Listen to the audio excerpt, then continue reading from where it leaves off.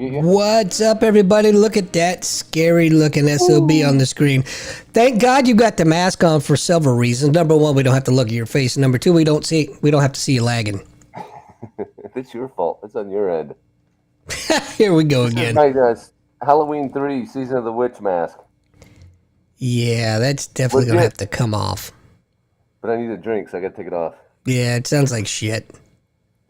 Anyway, welcome back to another episode of the Nostalgically Hip Podcast. No, it's cool. Just go ahead and interrupt some more. It's all right. He didn't have his headphones on. That's fine. There we go. You just totally interrupted everything, but that's all right. What do we got tonight, man?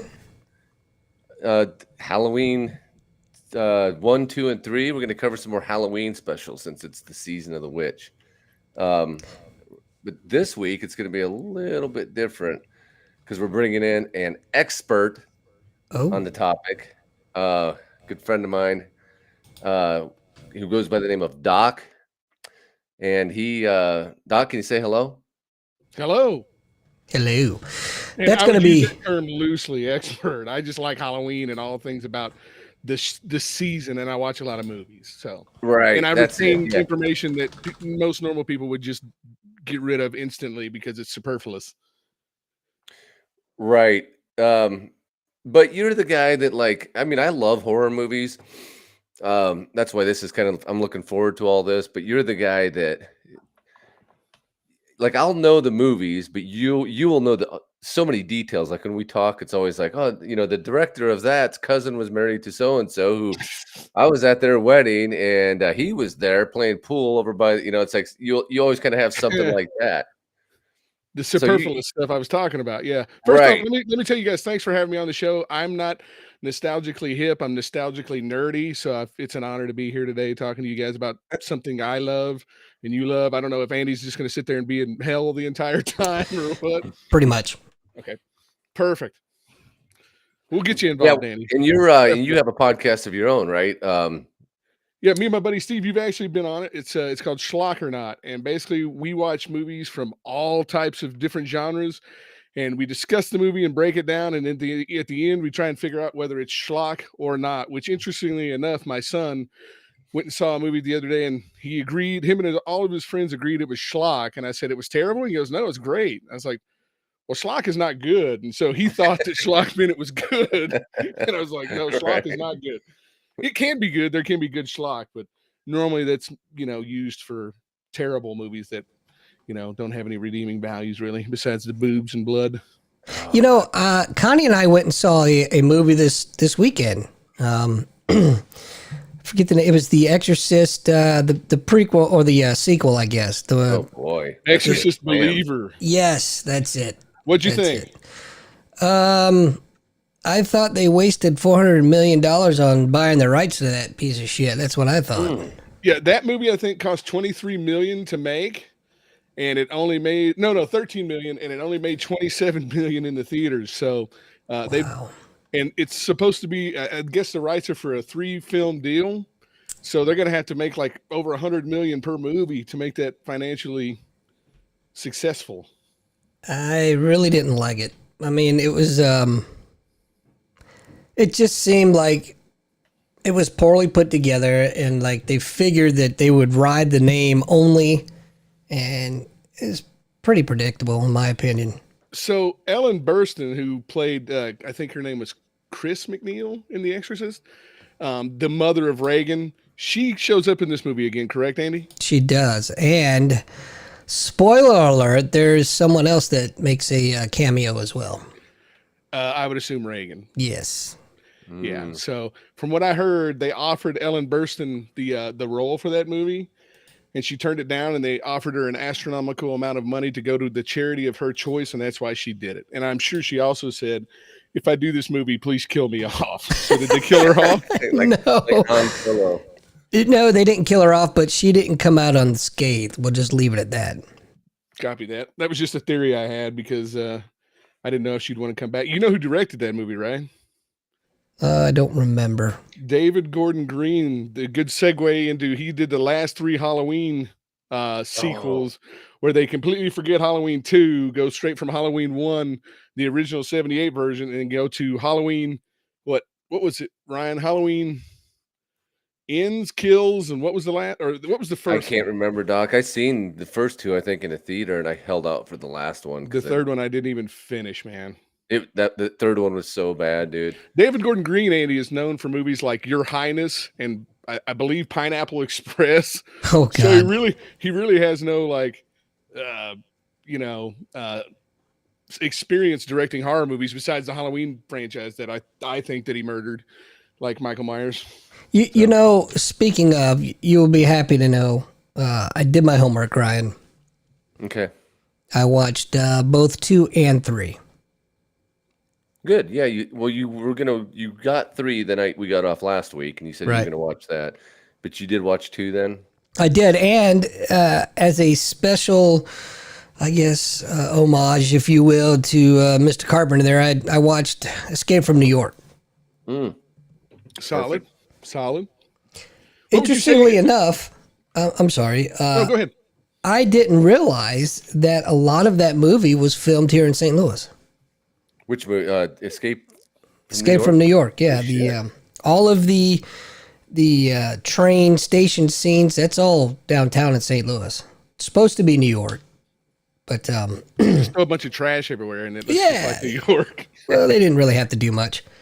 Well, Haddonfield, where Halloween takes place, is Illinois. So I was thinking about that when I was watching them because we're right next to Illinois. So how far would Haddonfield exactly be? Would that be the north side, or would it be the south side? But Halloween was actually filmed in Pasadena, California.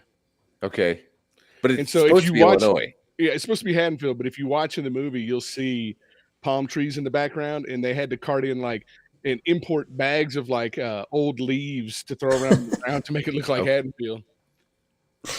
That's funny. We got our buddy Steve has reached out. My co-host from Schlockernaut, Steve, is on here as well. So hey, what up? Good to have you. What up?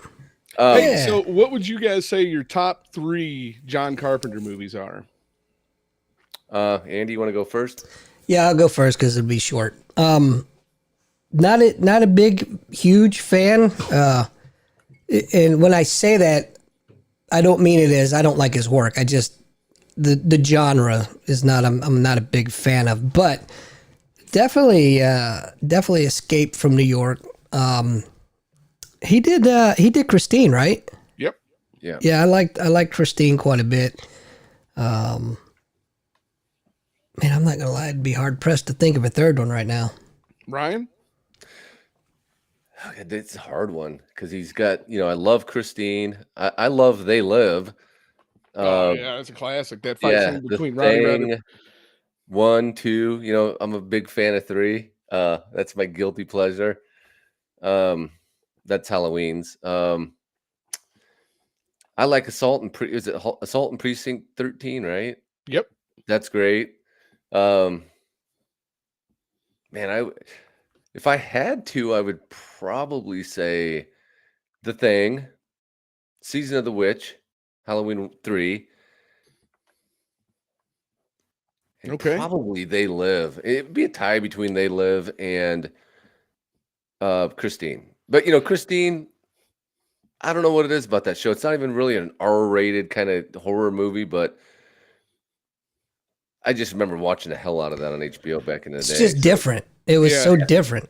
Based on a Stephen King novel too, by the way. Right. What about you, Doc? I remember seeing Christine in the movie theater when I was way too young. I snuck out with an older friend, and we saw it in a dollar theater, which is aging me a little bit when you could see movies for $1. God, I remember that. Right. But I mean, my all-time favorite horror movie of all time because it's a masterclass in direction and suspense and gore, stuff like that. My second would be Big Trouble in Little China. Oh yeah. Because see, I didn't realize he wrote or directed that. That would have been my number one pick right there. Yeah, that movie's fantastic, man. So it would be The Thing, Big Trouble in Little China. Another one that a lot of people overlook that I think is really good, stars James Woods, and it's called Vampires. Have you seen that one? Yeah. That was 90s, right? Yeah, late 90s. Okay. That was pretty awful. Oh, I love that movie, man. Like the fact that, you got this ragtag group of guys going around finding hives of vampires during the day. and like stabbing him through the heart and then dragging him out with a winch outside. Like, I'm not going to say I didn't watch it. It was just kind of bad, in my opinion. But what do I fucking know? All right. So YouTube, you guys know that historically, John Carpenter, when he does a movie, he creates his own scores for those movies, right? Right. So which would you say are your top 3 scores by John Carpenter? I'm going to go with the only one I know, and that's Halloween. The Halloween. Halloween's so iconic. He didn't do The Thing, right? No. So that was one of the few movies that he was so exhausted from making the movie itself that Ennio Morricone from the spaghetti westerns did that theme, the music for that movie, and you would know him from the woo woo wow wow wow. You know, so he's a pretty well-renowned composer.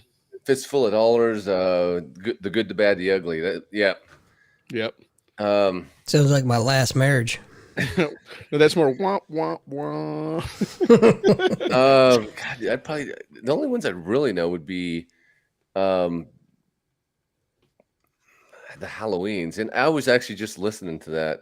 I was helping my daughter with some homework, and she had to learn like some coding. It's for tech music, so we were putting together like on the computer a little synthesizer. And I said, let's do this one. So I kind of did a and I figured out how to work those keys. I go, just record this and turn it in. She goes, Dad, it has to be original. And I go, just say you made it up. You know? Yeah. Just do like every other student, bullshit your way through the class. That's right. Even when you hear that today, what's up, Jeff? I put it on Alexa throughout the house, and it still has that. It just gets you. You know, just that feeling. It gives you that whole feeling of Halloween, autumn, the fall, and then trick or treat and Halloween. It's a great song, and it's really. I was listening to the chords. I'm going, man, this is really pretty simple. It's simple. You know, it's really simple, but it's effective. Yeah. Yep. Yeah. And it was a synth score too in 1978, where there probably weren't too many scores that sounded like that, and it was all done by necessity. I'm really getting confused with this doc shit. It's me. Well, it's also me, but whatever. Shit. Corman? Yeah. So when you're talking about like John Carpenter, obviously Halloween's the number one, right? I don't know, Andy, if you're able to play any snippets from songs or anything, if you have that ability, but another really good one is The Fog. If you ever heard that soundtrack, I'm going to switch that out, Doc, and I'm going to go ahead and put that number 3, and just not Christine. And what did I say? They Live, and I'll make that 4 and 5. I forgot. They Lived had like more like a country rock type feel to it, if I remember correctly, right? Yeah, and then Adrienne Barbeau's in that, right? And oh yeah, that was his wife, right? At the time. The Fog, yeah, God damn, yeah. And then so you have The Fog, and then if you get a chance to listen to the actual soundtrack from Assault on Precinct 13, that is a really good like theme and a good soundtrack. Not for nothing. I told you I watched Escape from New York the other day, and I realized for the first time that Adrienne Barbeau had a face. Right. Yeah, right. Remember her in Cannonball Run? Do I? She's in that jumpsuit, and she's God, who's the other girl? She did a couple movies, I think like Battlestar Galactica, but Barbeau, man. Yeah, damn, she was in Creepshow too. She was a real bitch in that movie. She played a whole brick. You know, he was in The Fog, right? So, yeah, I wonder if Carpenter did he direct that one? That was The Crate. No, that was George Romero. Yeah, but did he do that episode? The Crate. No, that movie was George Romero, and that's gonna drive me nuts. Stephen King worked on it. George Romero, I think it was all George Romero. Mm-hmm. But have I ever told you the Adrienne Barbeau story, Ryan? No, did you bang her? Yeah, okay. Okay, well then. So I bought a copy of Swamp Thing. Do you remember that movie? Oh yeah. He didn't do Swamp Thing, right? No, that was Wes Craven did Swamp Thing. So I bought the version of the movie, and my kids were really young. So I put on the Swamp Thing. It's a PG movie. I put on the Swamp Thing, trying to infect my kids' minds with horror and all things, B movie and schlocky and whatnot. So they're under 10, both of them. So I put it on. I'm cooking dinner, and all of a sudden I hear my kids freaking out. And I'm like, what the fuck is going on in there? So I run in the living room, and Adrienne Barbeau is in a pond naked like scrubbing her bare breasts God in the bless her. pond in the middle of the movie. So I was like, holy shit. So I fast forward it, get past it because I didn't remember that. And I was like, wait a second, it's a PG movie. So I go back to cooking dinner and I come back and I hear the kids do the same noise again. And I come back and all the bad guys are having a party. And in the party, all the waitresses are topless, walking around serving hors d'oeuvres and drinks and shit. So I researched it, and what happened was the version I got from Amazon was a misprint by the company because they put the European print on the American DVD and sold like some copies by mistake. Yikes! And so I've got the European version of the Swamp Thing where they're okay with nudity and shit, and it's on the American disc, which is a PG movie. Hey, Doc, we do you need that disc? That's oh yeah. Doc, do you know what I would do to Adrienne Barbeau? Arm wrestler? I would disappoint the shit out of her. Let her down ever so. Actually, the last time I seen her, it was one of the newest Creep shows, and it's shocking. I mean, granted, she's older, but it's almost hard to believe that she's kind of got that look where she's sexy and hot as shit, but it can also go horribly wrong the other direction. Her menopause would drive you insane. Oh, I almost guarantee. I haven't seen a recent picture, but I almost guarantee she did not age well. Oh no, it's. She's got to have a wheelbarrow to haul her titties around. I bet. I might have found a way. Let's see if this is what you're looking for as far as sharing goes. Let's see here. What's playing there? I just put in the Fog soundtrack. Can you guys hear that? Mm-hmm. It can only play about 30 seconds, or YouTube will shut us down. Yeah, this is the very beginning. There's Tom Atkins. Oh, there she is. She is. Bless her heart. So that was Jamie Lee Curtis and Janet Leigh, who is her mom. Correct, Mundo. Thank God Jamie Lee Curtis is still around to tell us. Janet Leigh was in Psycho, so she's a scream queen, and Jamie Lee Curtis is obviously a scream queen, so it runs in the family. Right. I wonder if the tweeting would run in. I wonder if Jennifer Lee would be a big tweeter. Like, did you, by the way, see what she put up about that whole Hamas thing? And she tweeted out like a picture of these are the kids in Hamas being bombed right now. It turns out she mixed it up and put. Did she get that from fucking Dearbird's Deli or what? What, the picture of Hamas? The hummus, yeah, that shit's pretty good. It's actually during the war, but she put the picture. Is actually the picture she put up was the Israelis, the Israeli kids watching the bombs hit the buildings. But she messed that all up, and I thought, well, it's one thing to fuck that up, but it's a complete other that you think we need to hear your fucking take on it, which so many of them do today. They just can't shut the fuck up, you know. Facts don't matter. Yeah. And that's the problem is they don't matter, and they're so busy yapping and letting everybody know they're aware of shit that they gotta put their shit up. But I tell you what, there's not a day that goes by these days that what is that old saying that don't ever meet your heroes? Yeah. You don't ever want to meet your idols or whatever. I met Glenn Danzig one time, and that did not go over well. And I idolize that guy. Oof. Is he a douche? Tell that story. He so after a concert, he did like a little meet and greet. Right? Yeah, but so when you go after the show, you go backstage or outside, and he's sitting on his tour bus. He's so tiny, he actually sits on the tour bus or stands on the tour bus steps, so he towers over you. You ever seen a grown man naked kid? You like gladiator movies? So yeah, I met him, and not cool. He treated you like shit, right? Yeah. Glenn's getting softer in his later years, though, so he's doing all right. My favorite video of him is when he gets knocked out. Yeah, for sure. I had heard that he's an asshole. Back in the days, like I'm sure in the Misfits, he would beat people up and shit. And then over time, like he's getting older. He's 68 years old. I just saw him perform like 3 weeks ago. He's 68 years old, and he's still got it, man. And he's a lot nicer to the audience now. So is he? Yep. Probably off the drugs, maybe. Yeah, that and when you got more years behind you than you got in front of you, it kind of tends to change your attitude a little bit. Yeah, tempers you a little bit. Yeah, for sure. You want to leave a legacy of kindness. Well, I didn't go that far. but that's just me speaking. But you want people to remember you fondly, right? Fondle me, please. Wait, what'd you say? I remember he had a comic book collection for a while. He was distributing those back in the 90s, and they were pretty. Oh, he's still selling them at the school or at the show. Sorry, dude, they were the ones I seen. He would like, they were just morbid as shit. Like he would use a hole saw. He had like this. It was an old man and his grandson, and they would abduct women, and then they would hole saw a little hole in their head and fuck their brain. And that was their get off. And I thought, fuck, Glenn, Jesus. That's I actually asked him about that when I met him as a kid, and I said, "When's the new Satanica comic book coming out?" And he's like, "Sometime next." I was just like, "Oh, okay." Dick. Very well. Wow. All right. Well, I'll meet your hero. So anyway, what'd you think of that soundtrack, that score from that movie? It makes you think Halloween. Yeah, it sounds just like it. Yeah, definitely. The Halloween time is here. The Fog soundtrack's playing. So Doc, what is your?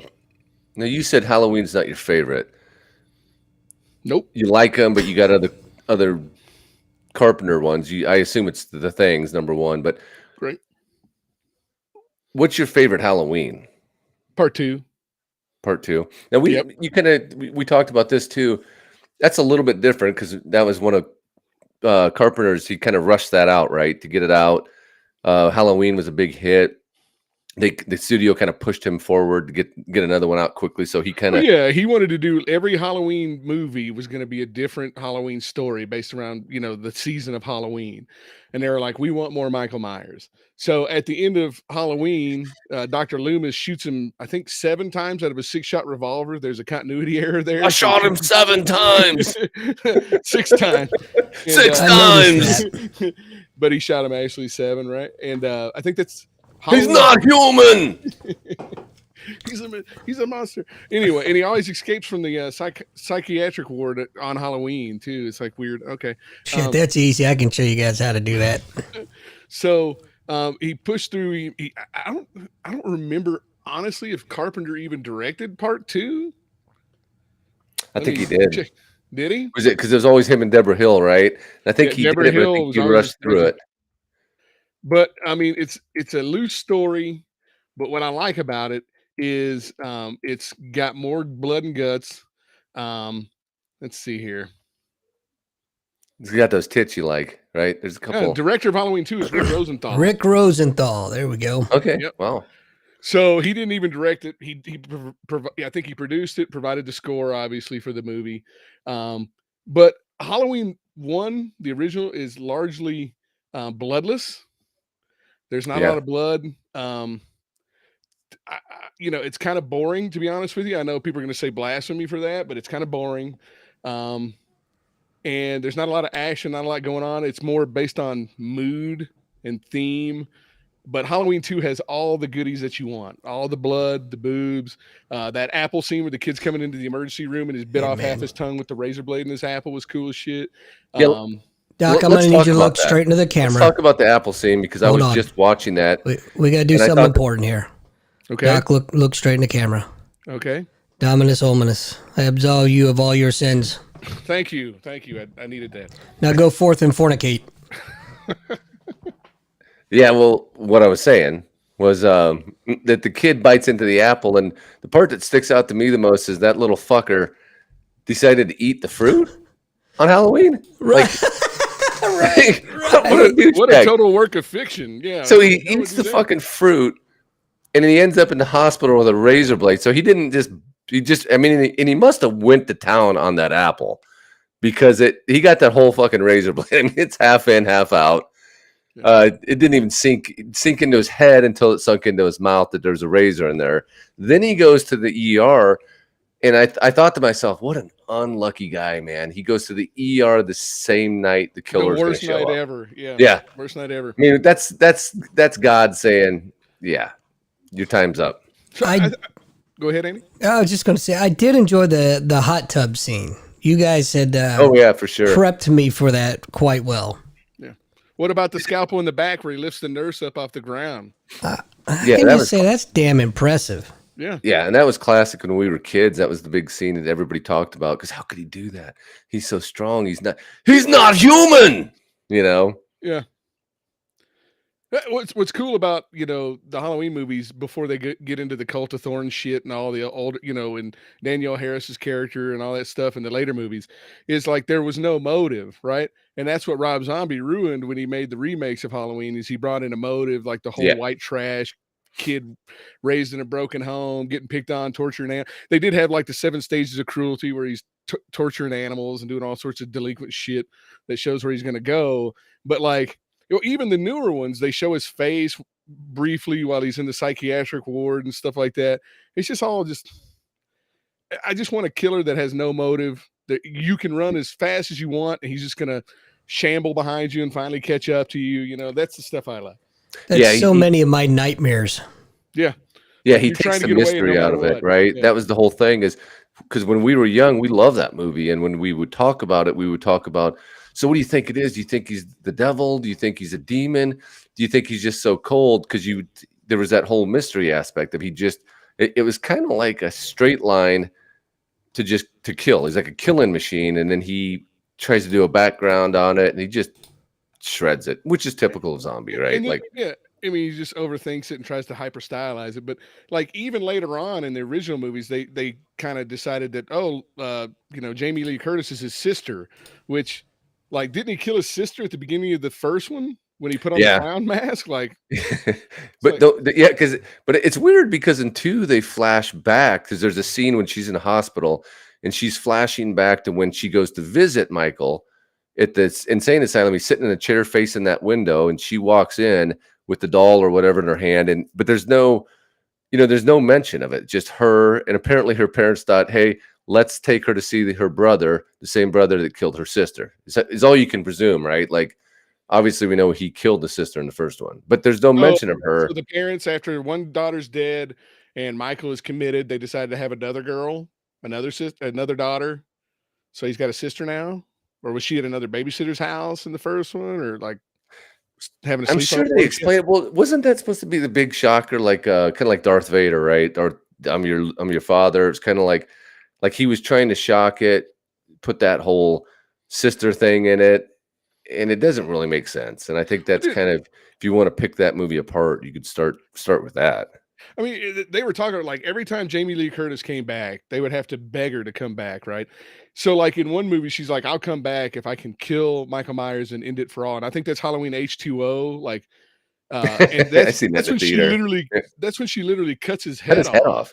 Yeah. Yeah. And it's like, how do you come back from that? Oh, it wasn't Michael Myers. He was able to switch clothes with somebody who was in another car and that head get cut off or whatever.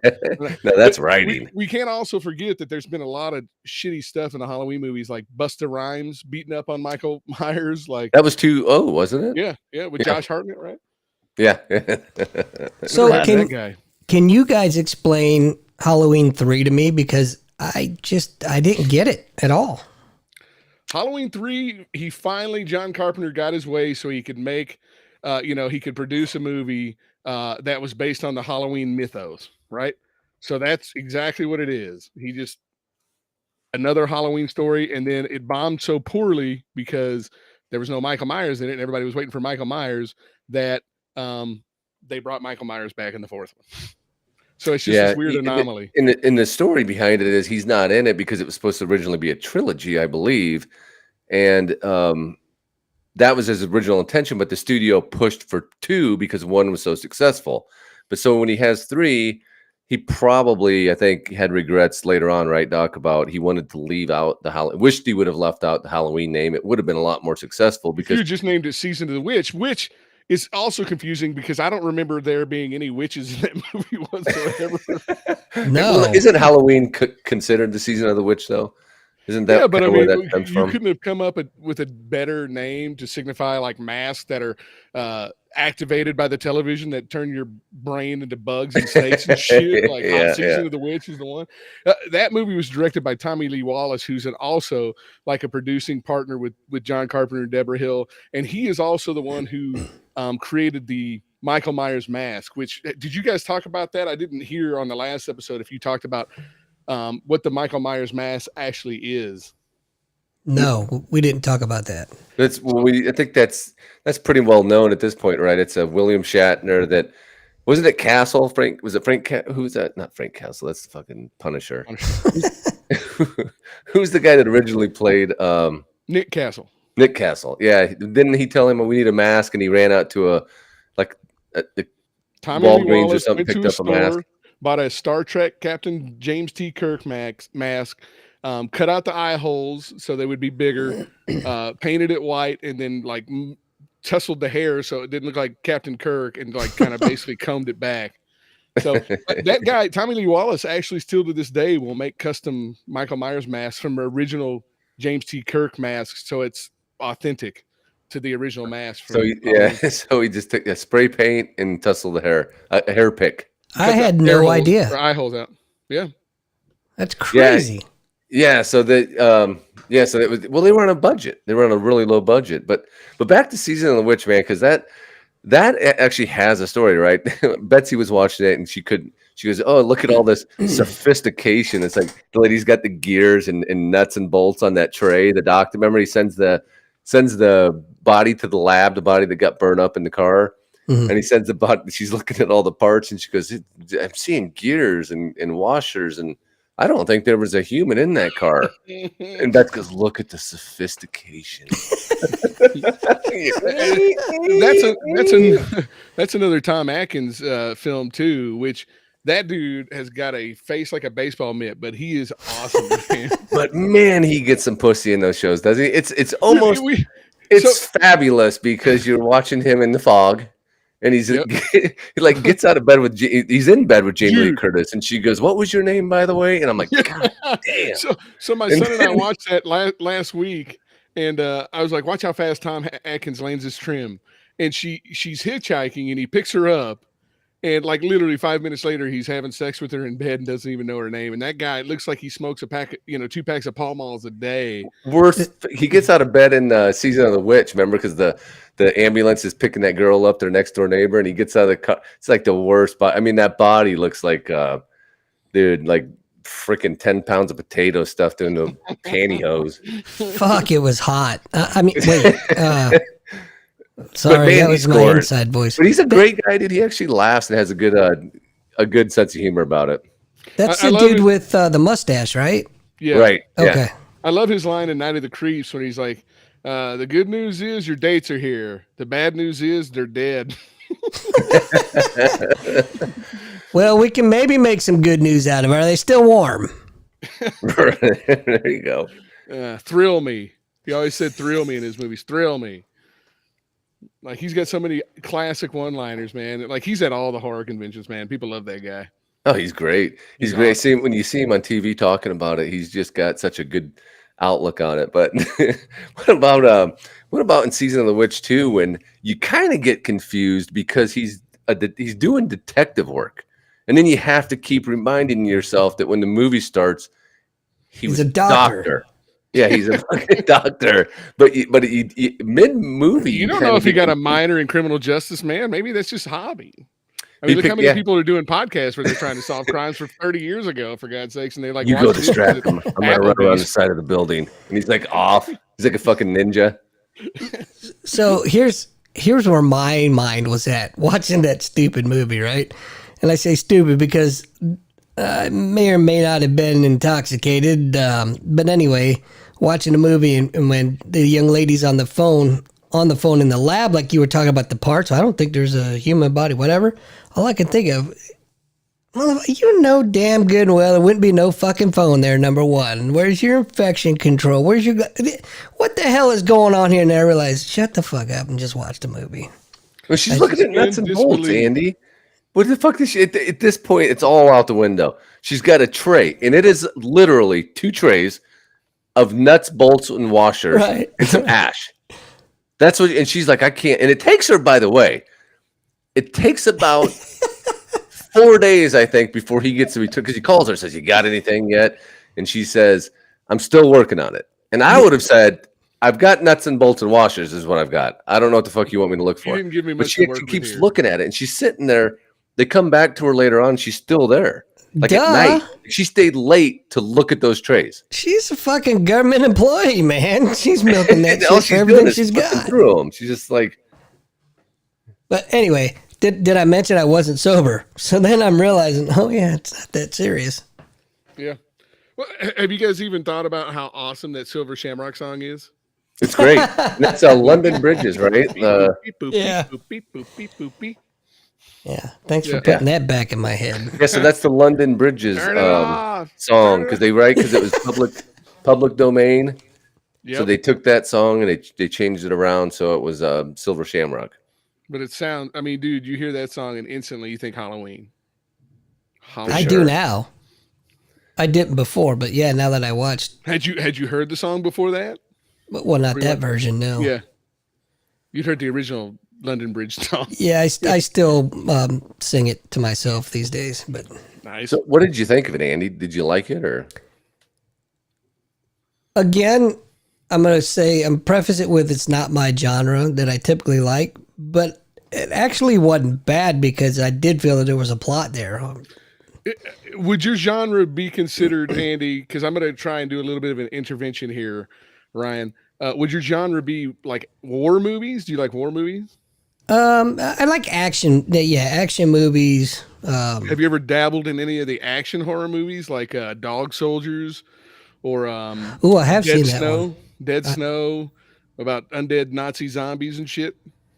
I saw the Dog Soldiers. Was that with the British soldiers? Special forces training out in the woods and they get attacked by werewolves. Yeah, I've seen that. That was pretty good. I actually like that one. Gladiator movies. Are we live? I don't know what to say to that. I mean, there's a whole list of action or like war horror. Like Jacob's Ladder, I always considered like a wartime because it's a Vietnam veteran with PTSD dealing with experimental psychology projects that gradually make him go insane and stuff. So there's plenty of that stuff out there if you want to seek it out. I like that movie a lot, actually. Yeah. I've seen that a couple of times. Yeah. Talk to me, Goose. I'm listening. I'm not opposed. I'm just, there's just you can find all sorts of like cool stuff like that have action. And then what's the other one? There's The Bunker. Of course, now I'm on the spot. I can't think anymore. I just went off the rails. The Bunker, is that where they're stuck in a World War II Nazi bunker? And the devil hauntings start happening and they start gradually increasing. So seen that one too. Yeah, there's a lot of stuff like that out there that you could, if you want to stumble upon that. Yeah, I like that. I guess I'm not the slasher fan, if you will, but there is aspects of the horror genre that I like. All right, fair enough. Ryan, what's your favorite slasher film? Oh God, anything I say is going to sound gay, cliche, gay, and cliche. Not as gay as that. Cliche.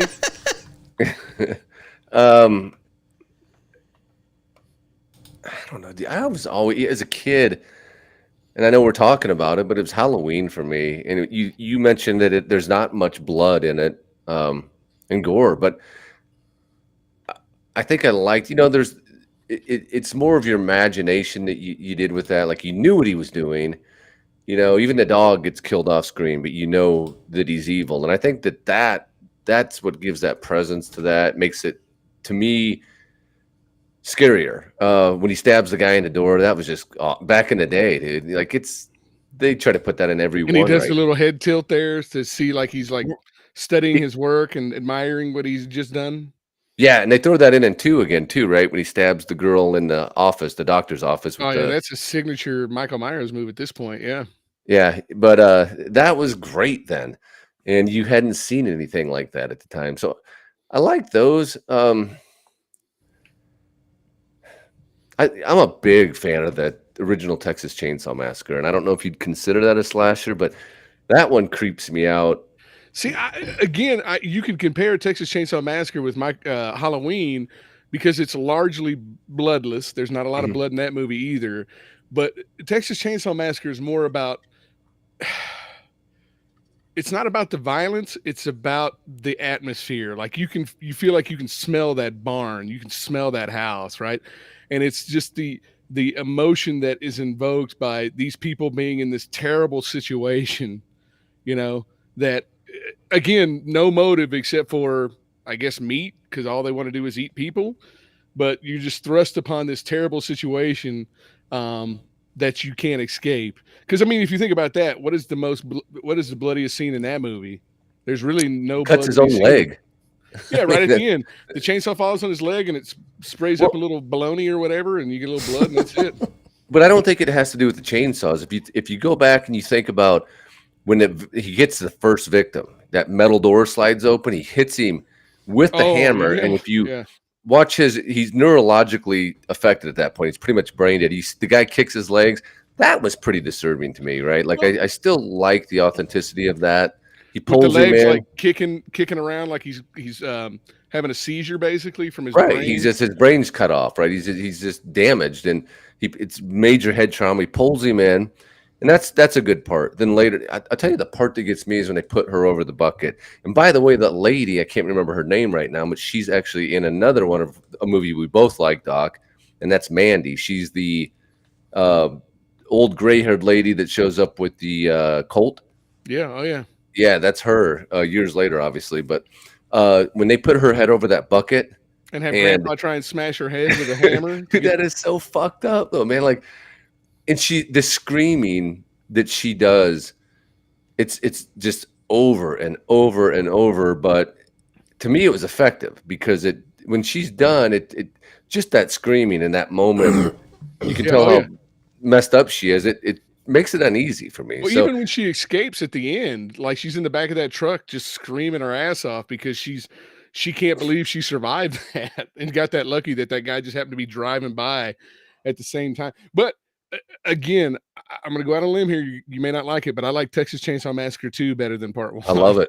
No, I love it. And I seen that one. I think I seen that one right when it came on cable. We watched that, and I loved it, but it's more of a cheesy one. It's not as scary to me, but it's not scary, but it's directed by Tobe Hooper. It's got special effects by Tom Savini, who's a master. But I don't know if you caught the homage when he is when Chop Top Mosley is bashing the head in of the radio DJ Slim's co-worker, the old guy, I forget his name. But he's smashing him over the head. His legs are flopping around like the guy in the doorway. The same thing. Right. His legs are flopping around. That disturbed the shit out of me. Somebody's digging at his head with that freaking. He's got that metal plate in. He's digging at it. Yeah, lick my plate, you dog. So Andy, I don't know if you've ever seen that one, but I haven't. Bill Mosley plays Chop Top, which is Leatherface's brother in that movie, and he's a Vietnam War veteran. So typical Vietnam War veteran, he came back and became a hippie. So he's wearing like the hippie sunglasses and the multicolored shirts and stuff, and he's got a metal plate in his head from the war in Vietnam. And so it's exposed. You can literally see it. So what he does is he heats up a coat hanger and he peels off some of the cooked meat off of his head around the plate, and then he eats it like a kid eating boogers. God damn. I don't know whether to be disturbed or aroused. I mean, it's a good one. That one does it. You know what? I'll tell you this. When I watched that movie, I hadn't seen it in years, and I watched it. That's probably about 27, between 25 and 30. I was down visiting my mom for Thanksgiving. She went to bed and I stayed up and all the lights were out and I put that on. It just happened to be on. I watched it. I got up, dude, and I walked around. I never get scared like that, but I was like, man, I feel really weird right now. Is that weird, spooky feeling? And her screaming did that to me. That whole end scene, the escape and everything. I believe it. You know what I think would be cool is if Michael Myers, he had a little bit of a sense of humor to him and he would fuck with his victims a lot more. That's like just my torture him a little bit. Yeah, like, maybe torture them. Maybe game. Yeah, play with them a little bit. For example, when he was in the hot tub scene, right, and he's standing behind her and she's all, doing the thing with his fingers and whatnot. That's a golden opportunity to really fuck with somebody. You know what I mean? Yeah. Oh yeah. But I think that's just that character is there are movies where people, the killers fuck with people like The Collector or Jigsaw Killer from the Saw movies and stuff.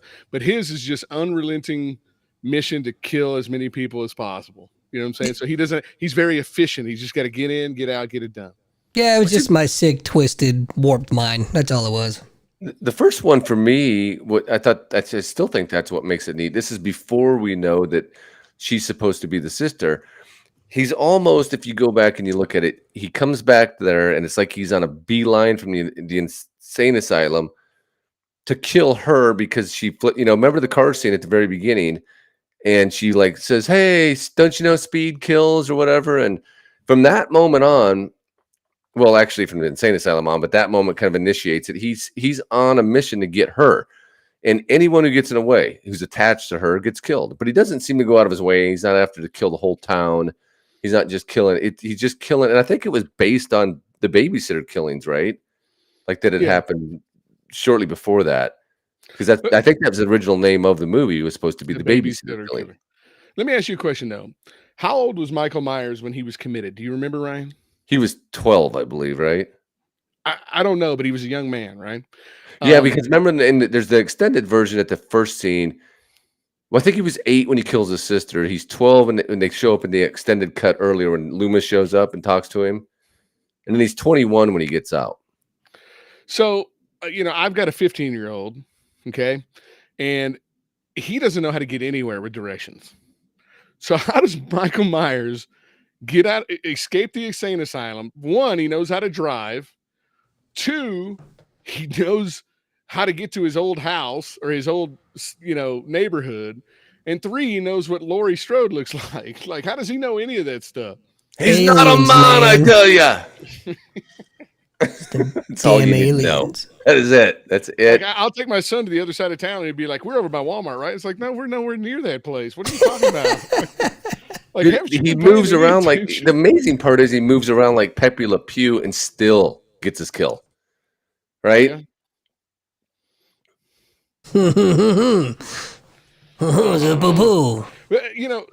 Being that this is the Nostalgically Hip podcast, like, obviously the way it's the time frame and the situation in which we saw a particular movie that makes us, reach for that nostalgia, right? Like, all these movies we're talking about were made long time ago. So I often wonder, like, what our kids are going to view during their childhood that are going to imprint on their brain, that are going to make that connection to where, we talk about Texas Chainsaw Massacre, Friday the 13th, Halloween, all that shit. What are our kids these days going to be watching?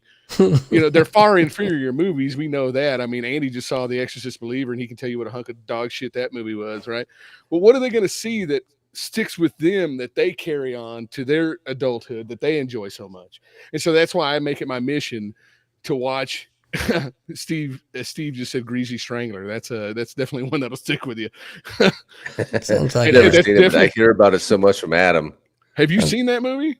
I haven't, no. It's a slasher movie, and then after he kills people, it's a horror comedy. And after he kills somebody, Michael St. Michael's, who's always covered in grease because he's the Greasy Strangler, he's always covered in grease and blood. After he kills somebody, he goes to a car wash, like a drive-through car wash, and he walks through it fully nude with his fucking 18-inch dong hanging out and gets scrubbed off before he goes home. So it's a masterpiece. I love that movie. It's not. I might have to check it out. That's just one of those, like, and it's a slasher movie, but it's super stupid. But I love it with all my. And then I think as Steve also mentioned in the comments, have you ever seen Sleepaway Camp? Yeah, years ago. That was back in the 80s, dude. That was because they were all on back in the. Remember HBO would run those, or Showtime, after like 9 o'clock. If you stayed up late enough, you could catch those, and that was one of those I'd seen. But that and Slaughterhouse Massacre, Sorority Girls in the Slime Bowl Bolorama.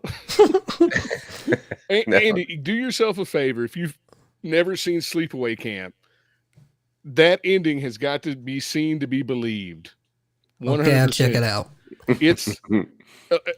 It's very topical for today's news cycle. It's not very inventive. It was made on the cheap, but that ending is fucking absolutely nuts, dude. I'll check it out. I'm thinking about the Greasy Strangler. It kind of sounds like a Mexican fucking titty bar / bar and grill, if you know what I mean. We've got a good example of that too. The Titty Twister from Dusk Till Dawn. Have you guys ever seen that one? Oh, dude, I'd seen that back in the day. It was a 90s movie. That was Clooney's first one, right? And I've seen that thing so many fucking times, but it's been years. The Fine Watch. Selma Hayek dancing on that table. Listen, Man. if you haven't seen the Selma Hayek dance scene, Andy, you're missing out. Buddy. That's what I'm saying. The Fine Watch. Are we talking the whole movie? that part? Does pause and rewind count? Here's what was so cool about that movie for me is that I didn't know anything about it. My friend's like, "Do you want to see From Dusk Till Dawn?" I'm like, "Okay." So I saw it. I didn't know who Quentin Tarantino was. I vaguely knew George Clooney because I didn't watch, what was the show he was on, ER or some shit? Yeah. Some shit. He was in Roseanne for a little bit. So I knew him a little bit, but I saw that movie and it was like a straight, crime drama. And then it goes into batshit crazy fucking vampirism with Jim Brown and Harvey Keitel and Julia Louis-Dreyfus. Yeah. I had a crush on her. Is that Julia? It's not Julia. Yeah, it's Juliette Lewis. Yeah, Jeffrey Lewis's daughter from Every Which Way But Loose, and but that movie, man, holy shit! You know, fucking barn burner. I was in Okinawa when that movie came out. It was a wonderful aid to take care of issues, if you know what I'm saying. I read between the lines. Yeah. Good movie. Great movie. Now, Sleepaway Camp 2, didn't that have the boss's sister in it, Bruce Springsteen's? Yeah.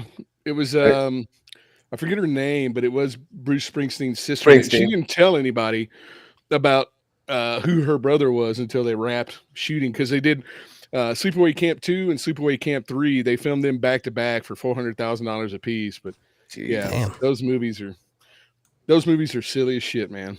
So that was her only role, I believe. I believe so. Yeah. I think they made it like an unofficial fourth one that you can see parts of online. But hey, Ryan, one thing, we're talking about the Halloween season, and one movie I haven't heard you mention at all, which is quintessential Halloween viewing around this time frame. Trick or Treat. This guy's good. I like this guy. Not Trick or Treat. Trick or Treat. Trick or Treat. That's Sam, right? Yeah. Have you seen that one, Andy? No, but it's funny you mentioned that, because either Ryan and I talked about that last week, or I saw a couple YouTube videos on it. But Doc mentioned it in the comment section. Oh, that's what it was. Yeah. Okay. Yeah. That to me is like, it's like candy corn and those stupid brown pieces of shit that you don't like. You guys were talking about the chewy, like nougat. Sticks. Yeah, it's how you feel about Halloween wrapped up in a movie that it's an anthology movie, and all the pieces fit perfectly together. It's almost like a Quentin Tarantino movie, but about Halloween. Yeah, it's great. It's great. I need to go back and look at it again because it's been so long, but it really did catch on. Dude, I went to the Spirit Halloween store, and there is so much Sam memorabilia and paraphernalia you can purchase there. Like they got dolls, and they only made that one movie. It came out in 2007, and they never made a sequel, but it is extremely popular. So I don't understand what's going on with Michael Dougherty to not do another one. Yeah. Quit while you're ahead. Making, I guess, right? Finish strong Barbie instead too. of like the Halloween movies. Just keep churning out those turd fucking movies. Jesus. A guilty pleasure of mine, though, if we're speaking Halloween movies, Halloween-esque, I was a big fan of the Nightmare on Elm Street series. Oh yeah, yeah, those are great. Absolutely, man.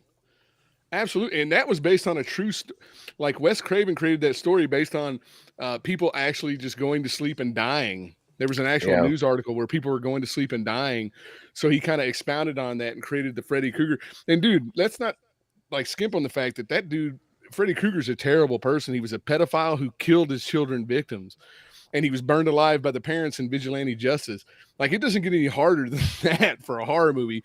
So you have that to start off with, and then it gradually devolves into him making one-liners while he's, Right. Silly kills and killing their kids, killing their kids and joking about it. Yeah. Right. Welcome to primetime, bitch, and slamming them into the TV and shit. It's a great one. Like, I mean, the further, and then of course the remake with Jackie Earl Healy, right? Yeah, Bad News Bears, old Kelly. Yeah, they remade that, and it was a. As Steve said, I'm partial to the gay one.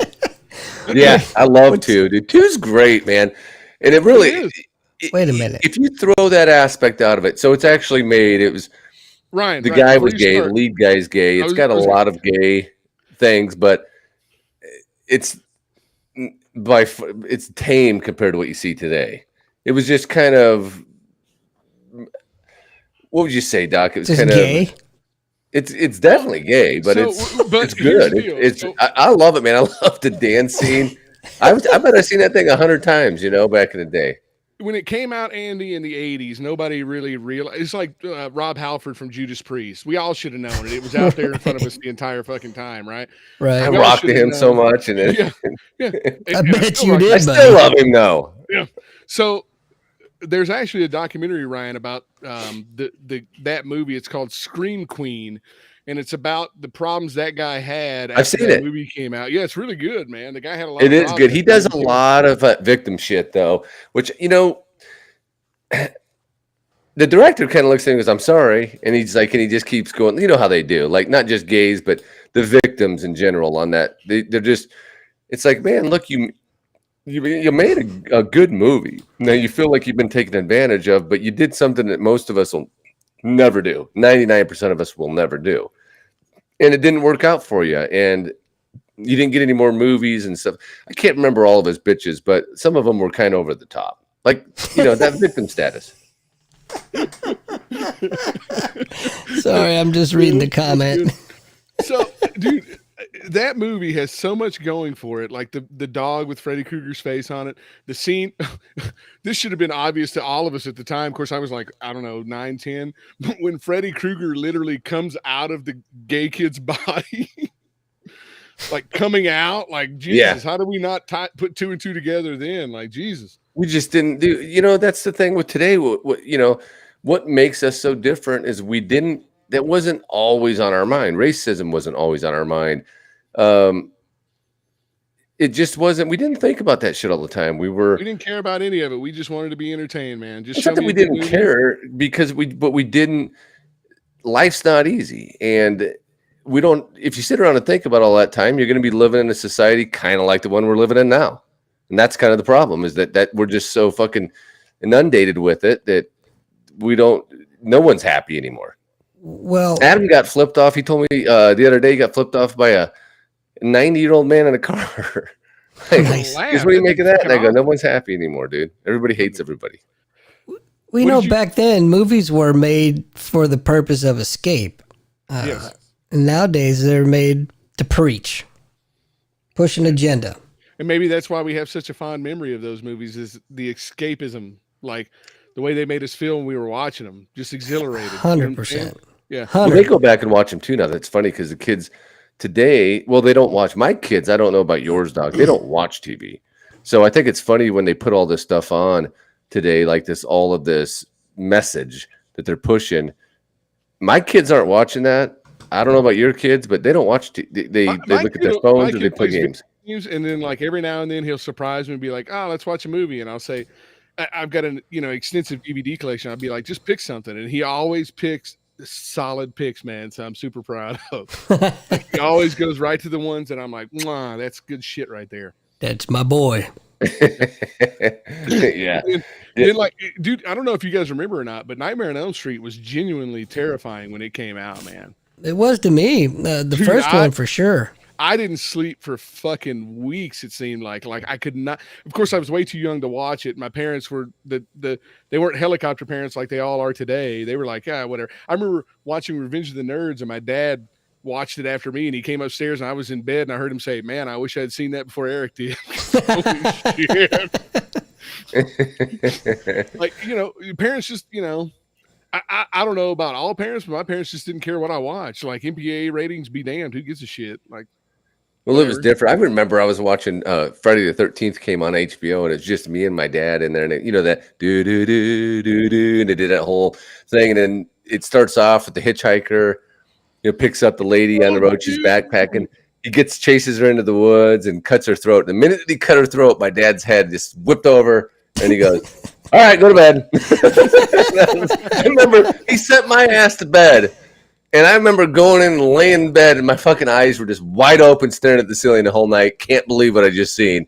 And he sent me to bed on that note. Not a talk, not anything. Not like, "Hey, son, before you go to bed, that's a movie, right?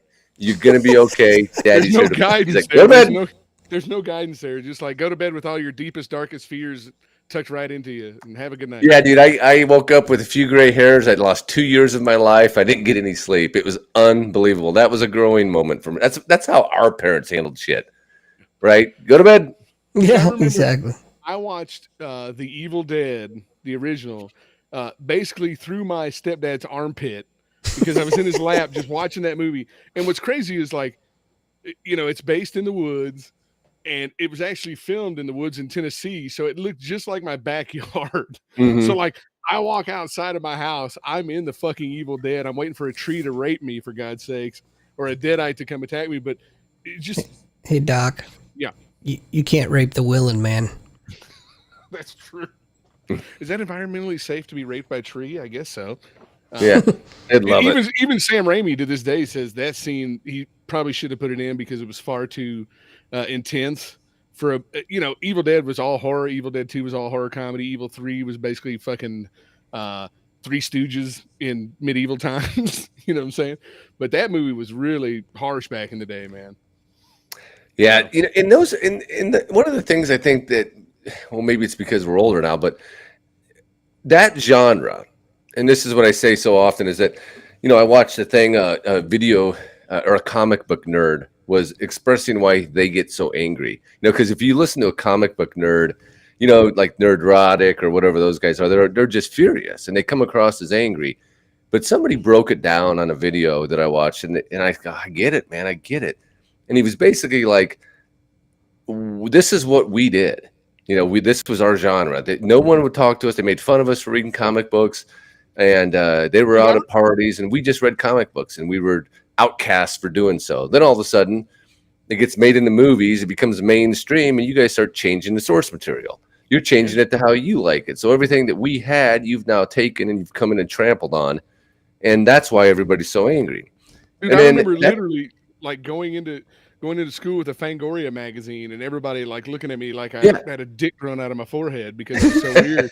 It was like that was my thing, man. That's what I loved. Yeah, dude, I became a Motley Crue fan in like the 4th grade, and everybody thought I worshiped the devil and made fun of me, but Kiss had been around before then. I was a fan of them, and it was just, you were an outcast. But if you liked that genre, and there weren't a lot of people, this is the thing that people today don't know. It wasn't cool to like horror movies. People thought you were a killer. They thought, what do you? That would be the question you would get. Stephen King, we brought it up in one of our podcasts, got it all the time. And that was, you really want to do that stuff to people? No, man. We just like fear. We like the scared. We like the shock value of it. But nobody understood it back then. Now everybody likes it. It was counterculture, man. It was counterculture. Yeah, but it hit on a nerve that it scratched an itch that nothing else could do. And do you remember like when you became a horror fan, or when you realized like you really loved that shit? Like, what was the catalyst?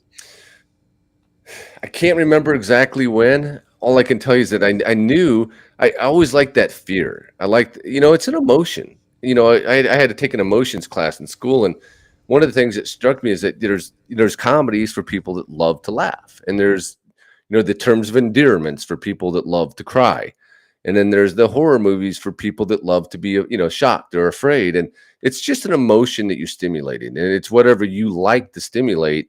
For me, it was, I love humor, so I can watch a comedy, but it's more so horror because I like that sense of fear. It stimulates me more. It moves me more. So it would have been at a young age. Of course, I wasn't able to just watch anything. We seen Jaws when I was a kid. I remember it came on regular TV, and we watched it as a family. And I'll never forget the head floating out of the boat, and I lost it there. So probably something like that, Doc. If Mine would was be always one of the first, if you call that a horror. so. My stepdad had just started dating my mom, so he had no idea how to deal with kids, right? So he comes over to the house one day. My mom's making dinner for him, and he turns on The Exorcist. Oh, and I'm dude. young, like 6 or 7 years old, and she Get starts out of my head. Yeah, she starts stabbing her vagina with a crucifix, stating, "The sow is mine, the sow is mine." And I literally broke out in tears. I was so terrified because that's so wrong, dude. that is not a movie for kids. And I remember my mom coming in like, "What are you watching?" He's like, "Oh, sorry." And he changed the channel. And I remember this distinctly. He changed the channel to Richard Pryor's The Toy. So so it went straight from The Exorcist to The Toy, right? A comedy. But then I remember going into school, and I don't know if you guys had those books in the school where they would have like books that talked about all the different movies and or all the different monsters in Universal. Yeah, the Crestwood series, Crestwood books. You were talking about those. So it had like, a bio of Frankenstein and who wrote it, Mary Shelley. Shining fucked me up as a kid too, as Steve. Yeah. The music, just hearing the music as I was falling asleep on the couch when my parents were watching it, totally fucked me up. But so I started reading that stuff, and then I remember one time my stepdad told me Night of the Living Dead was one of his favorite movies. And I knew right then, like, I needed to bond with my stepdad because, he was my new stepdad. And I also wanted to face my fears. And I also liked the fact that monsters were outcasts, like I felt like at the time, right? So I watched Night of the Living Dead all the way through, and I wasn't scared. And at that moment, like, that was the catalyst. Like, this is my thing. I love fucking horror. Like, I can face my fears. If you watch something and just take it head on, you can defeat almost anything if you're brave and strong, even though I know it's a silly allegory, but still, that was my catalyst. That brings up a very interesting question. Do you root for the bad guys? No. I also like a really good story, and that's what I think is lacking in a lot of horror movies, and why they're not really that great, and why I'm not a huge fan of, like, I do like the Halloween movies, but because they're horror, not because I think they're great stories. I do like Friday the 13th, not because they're great stories, but because they're horror. I think the best horror movies always make characters that you can empathize with and you feel sorry for, or you see something of yourself in them, so that when they do meet their demise, it means something. Because if you don't have that connection with them, if they die, who cares? It's just body fodder, right? Like, you see all these movies where they bring in a busload of kids, like the newest Texas Chainsaw Massacre movie on Netflix. They literally bring in a bus full of teenagers and 20-somethings just for Leatherface to board the bus and kill them all off immediately. They're body fodder. There's nothing you care about them at all for. Seems legit. Yeah. Esther brings up The Shining, which was another one that it was on the HBO loop. So that show I'd probably seen a bazillion times back in the day. It didn't really upset me much. I remember, I think it was room 237. That's the room where the lady's in the hot tub. And then she gets out and she's nude and you're like aroused. You're like, dead titties. You're going through all that shit and she turns into that beast. And dude, we were so young at that point. You saw titties in National Geographic. You were like, oh. Hey, well, you know what? I'm not gonna. We're gonna cover this someday. We're gonna do where's the boobs, because that shit just got taken away from us like that. There's no more fun for you guys. You're done. That scene you were talking about, when she turns into the monster or whatever. Yeah, I finished. Figures. Yeah, Eston brings up Martyrs too, and I remember when I lived out there. I told him about. Dial up. It's my fault. Watch. Wait a minute. Doc, you're still here. I'm still here. And I'm still here. And I am literally on a cricket plan for my internet. So. Oh, it's hilarious. Did I lose you guys? Yeah. Yeah. I love that 227 the sitcom. That was scary as shit too. Woo! I'll be right back, boys. All right, we'll be right here. Yeah, dude. I can't remember though. What the hell were we saying? What's the worst? Esther bringing up Martyrs. That was one of the worst, man. So I lived out in Vegas at that time. Hey, Linda. we had a little room where we always would watch movies, and I actually got sick to my stomach watching that one. I just thought that it's a good movie, but it's disturbing as shit. I've never even heard of it. What is it? Martyrs? Yeah, Martyrs. Did we lose Doc? He said he'll be right back. Oh, okay. He probably has to tinkle. Yeah, Martyrs. It's pretty brutal. It's almost two movies in one. You kind of get like you get a first part and then the second part completely different. But yeah, it's one of those ones, and this is what I told Esteve back in the day. I can't recommend it. I wish I could, but it's one of those ones that if you see it, at least for me, like it didn't bother my wife at all. She kind of laughed because she couldn't believe how bothered I was by it. But Linda says the French version is better. Yeah, that's the one. We're not talking the. We would never talk about the American. We never, just like we're never going to talk about Rob Zombie's Halloweens. Fucking hack. Absolutely.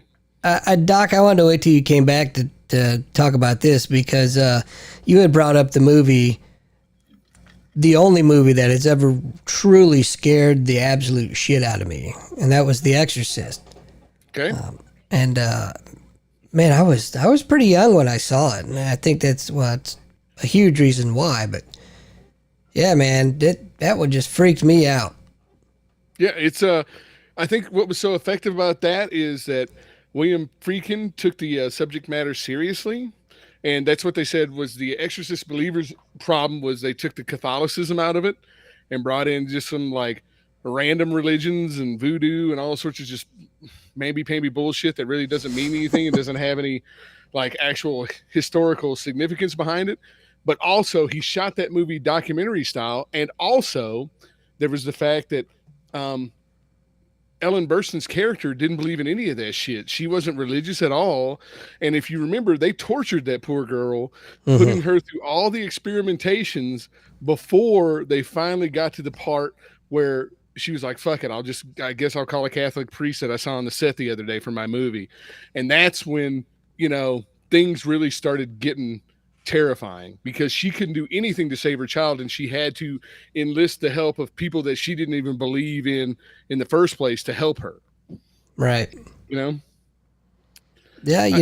I was, my grandparents on both sides were both very hyper religious, if you will.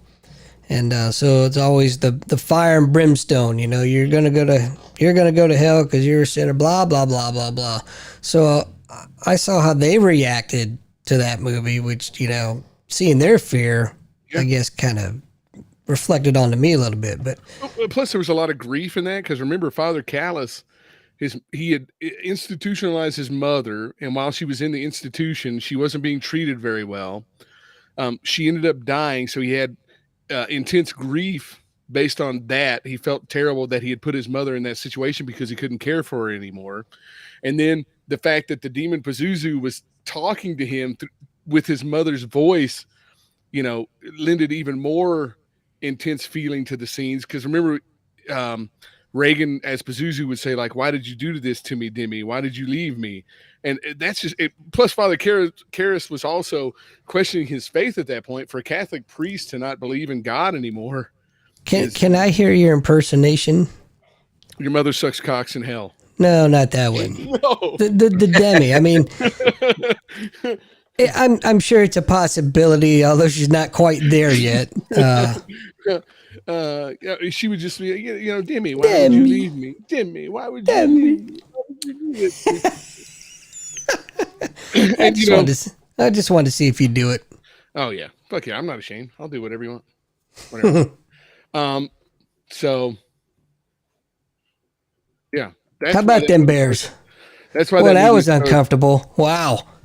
What, Ryan leaving again? No, you said you'd do anything, and yeah, it's just. I ain't ashamed. Okay. Anyway. Linda said The Human Centipede. That movie, I don't know. I mean, Ryan, I've seen that. Would you consider that a horror or just like that's almost a comedy? Yeah, it's like It's like a torture porn. Yeah, kind of. The second one's really over the top, right? Because he does it's kind of the guy pushing the limit. But or the guy's mimicking what he saw in the Human Centipede movie, so he's trying to recreate it, right? Right, but he's just he's going over the top, and it's almost kind of jokey because he knows that people were bothered by it or pretty much took it too seriously. Right. So he's kind of just exploiting it even more and fucking with them. But they're good. I mean, I think everybody has to see them if you're a horror fan. Linda, just so you know, if you go to YouTube and you pull up the casting sessions for the Human Centipede, where you have the actors coming in and auditioning for that movie, it's fucking hilarious. I can only imagine. He literally gets these actors who are auditioning for a role, and he's like, "Okay, here's what we're gonna do. Here's the idea for the movie. So I'm going to basically duct tape your face to this fucking person's ass that you've never met before. And you're going to have to act through the entire. So Linda, if you get a chance to check that one out. Also, just real fast on The Exorcist, Dick Smith's special effects work in that movie, he won an Academy Award for. So tell me how many movies that you can think of that are horror related that have won Academy Awards. That's a pretty significant feat. Especially since Father Merrin in that movie, the old guy for The Exorcist, was only, I think, 40 years old when he filmed that. And he looks like he's 65, 70 years old. So, and this was way before they could de-age people or age people. And, it was pretty archaic makeup back in that time. So it was a masterpiece. I agree. The whole thing about it, I think the fact that it was so well done and so well made it scarier, if that makes any sense, Oh yeah, like it's a documentary style. Yeah, it made it more believable. And it was a slow build too. So like, for sure. Linda says horror rarely gets awarded, and you know what? I just seen that Saw in the theater a couple weekends back. Yeah, Saw the new one. Not too many people have seen Saw. Saw. Dude, he's great in it. Tobin Bell's great in that show. So he could definitely be up for Academy for that performance, but he won't be. No. I think the last movie that I can personally remember winning any awards that was a horror movie was The Silence of the Lambs. Ooh. Yeah, and Anthony Hopkins was only in it for 10 fucking minutes, right? Yeah. It's amazing. Talking about drinking a nice Chianti with some fava beans. That movie scared me too. Nick say to you when you came in? That movie scared me too, but in a different way. Because that was a very real possibility. You could run into that dude walking down the street. What's funny is, so we've actually kind of come full circle too, because Texas Chainsaw Massacre and The Silence of the Lambs were both based off of Ed Gein, the serial killer from Wisconsin. Wisconsin. Yeah, so we don't want to get Doc started on serial killers. We don't. No, he's an aficionado. He might disagree, but I will not. He is an aficionado. I'm not a. He has blood samples of some serial killers. So. No, I don't. Allegedly, some of them were never convicted because he's the one that has the murder weapons in his collection. Well, basically because he killed them.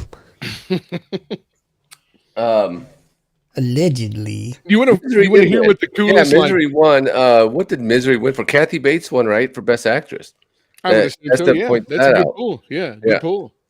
That movie was great. One of the best Stephen King adaptations there is, made by Rob Reiner, who we won't talk about, but still, he also did. he's another one that's lost it. Yeah, he also did Stand By Me too, man. So there's like and that was The Body. That was a short story from different seasons, I believe. Or is it 4 stories? I can't remember. But Night Shift, right? Maybe Night Shift. Misery is almost. We talked about this on our Stephen King podcast, and it's almost identical. There's a few scenes like she didn't hobble him; she cut the legs off. But it's the cop didn't get shot by a shotgun. He got ran over by the lawnmower, dude. And I'm like, why wouldn't you put that in? I want to see a fucking guy get run over by a lawnmower like in Yes. 3. Show it to me. By the way, I'm going to bring up, since you brought that up, I'm going to say one of my scariest movies I've ever seen is Sinister, and that has a good mower scene in it. But yeah, and it's so the setting, the way they do it. And I watched that alone one night, and I was like, damn, it's one of those movies. I don't get scared a lot, but I was like, walk into bed, made sure, one of those delayed light switches, like you get to the end of the hall before you turn the light switch off. You hit the light switch at the bottom of the steps and run up the Yeah, steps. it was one of those. So I thought maybe it's just me. Maybe it was the environment that I was in that night. So I had the wife watch it. She watched it and goes, holy shit. She couldn't sleep that night. She goes, that fucking movie's wrong. And I go, but it's so good. So I had that same feeling for The Conjuring. I thought that was a fucking creepy ass movie. And there's only been one movie that I've seen where in broad daylight, as a grown ass man, I watched it and I got chill bumps. I don't know if you've ever seen the Korean version of The Eye, not the Jessica Alba American piece of shit, but the original The Eye from Korea is oh my god. I haven't. I've heard it's great. So. Is it so good that I should? I mean, I didn't think the Alba one was good at all. I didn't even watch it because I knew there was no way it could hold up to the original. Man, that movie has got some scene. Literally, there was a scene in the movie that happened in broad daylight, and I was watching it at home at like noon by myself, and I literally got goosebumps. I was like, "Fuck, that's crazy." No shit. Yeah, it's really good. I'll check it out. I've never seen it. I just really passed after seeing the Alba one. It's another reason not to see. Linda brings up The Martyrs and the French version. You can't watch the American version because it'll taint the French version, right? They lose all of the essence of these movies. Like the original Martyrs movie, we talked about it on our podcast, Schlock or Not. That movie is so intense that at the beginning of the movie on the DVD version I have, the director apologizes for making it. Yeah, wasn't he going through a hard time? It is Yep. A lot of depression, suicidal thoughts and stuff. And he's like, I'm sorry. Like, I hope this doesn't hurt you, affect you too much. But speaking of suicidal thoughts, what was the name of your podcast again? Schlock or Not. All right. Another shameless plug there. There we go. Check it out. Our last episode was on Frankenhooker, Andy. So sounds right up my alley. Yeah. Yeah, what about he did one after that? Did you ever watch that? The something of Ghostland or something like that? The same guy that did Martyrs. I can't remember his name, but something in a Ghostland. Yeah, it's a good show. He has a good twist on it. Good little, he's definitely good. I don't know a whole lot else. He's got chops, man. Him and Alexandre Aja. They're two of my favorite like French directors. Alexandre Aja did a very, very good remake of Roger Corman's Piranha with Chris O'Connell, where it shows like the piranhas like eat him up and his dick fucking floats down the bottom. Alexandre Aja also did the remake of The Hills Have Eyes, which was High Tension was his best. And me and my wife to be would walk into that not knowing what the hell we were getting into. We showed up at the wrong time, said, well, let's just see this goddamn movie. I never heard of it. And we went in, it was dubbed, I believe. But man, it had us on the edge of our seats because that was when that whole nasty kind of shocking horror was coming out where, hey, this could be me and what just happened. And that's a good movie. They call that genre the French New Extreme. So like there's a lot of movies, Calvaire, Irreversible, High Tension, Martyrs. Those all are just fucking brutal, man. The French were really onto something there for a minute. So, well, who's taking that spot? And we talked about this, right? It was the Australians with they had the Wolf Creek. I know you don't like those, but the one they just put out, which I don't know if you've seen it yet. I've recommended it to you. Beaten to Death, dude. And that I liked it, but if you got an Andy, do you have a question? Go ahead, Andy. I just was waiting my turn. That's all.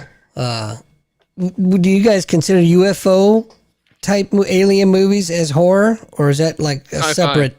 Sci-fi. It's what sci-fi. Okay, never mind. I was just gonna bring up the worst movie ever, but okay. Go for it. I'd love to hear about it.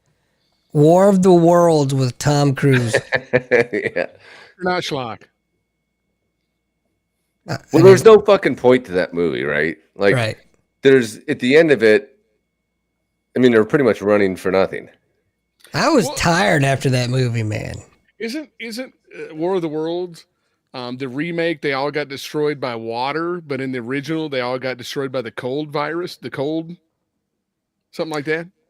I can't remember. I can't speak to the original, but the remake was alien like mechanical type machines coming down and collecting all the humans.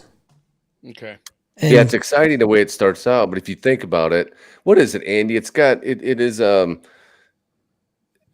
your dislike for it would probably be the fact that at the end of the movie, none of that shit matters. They could have just sat in the same place and right?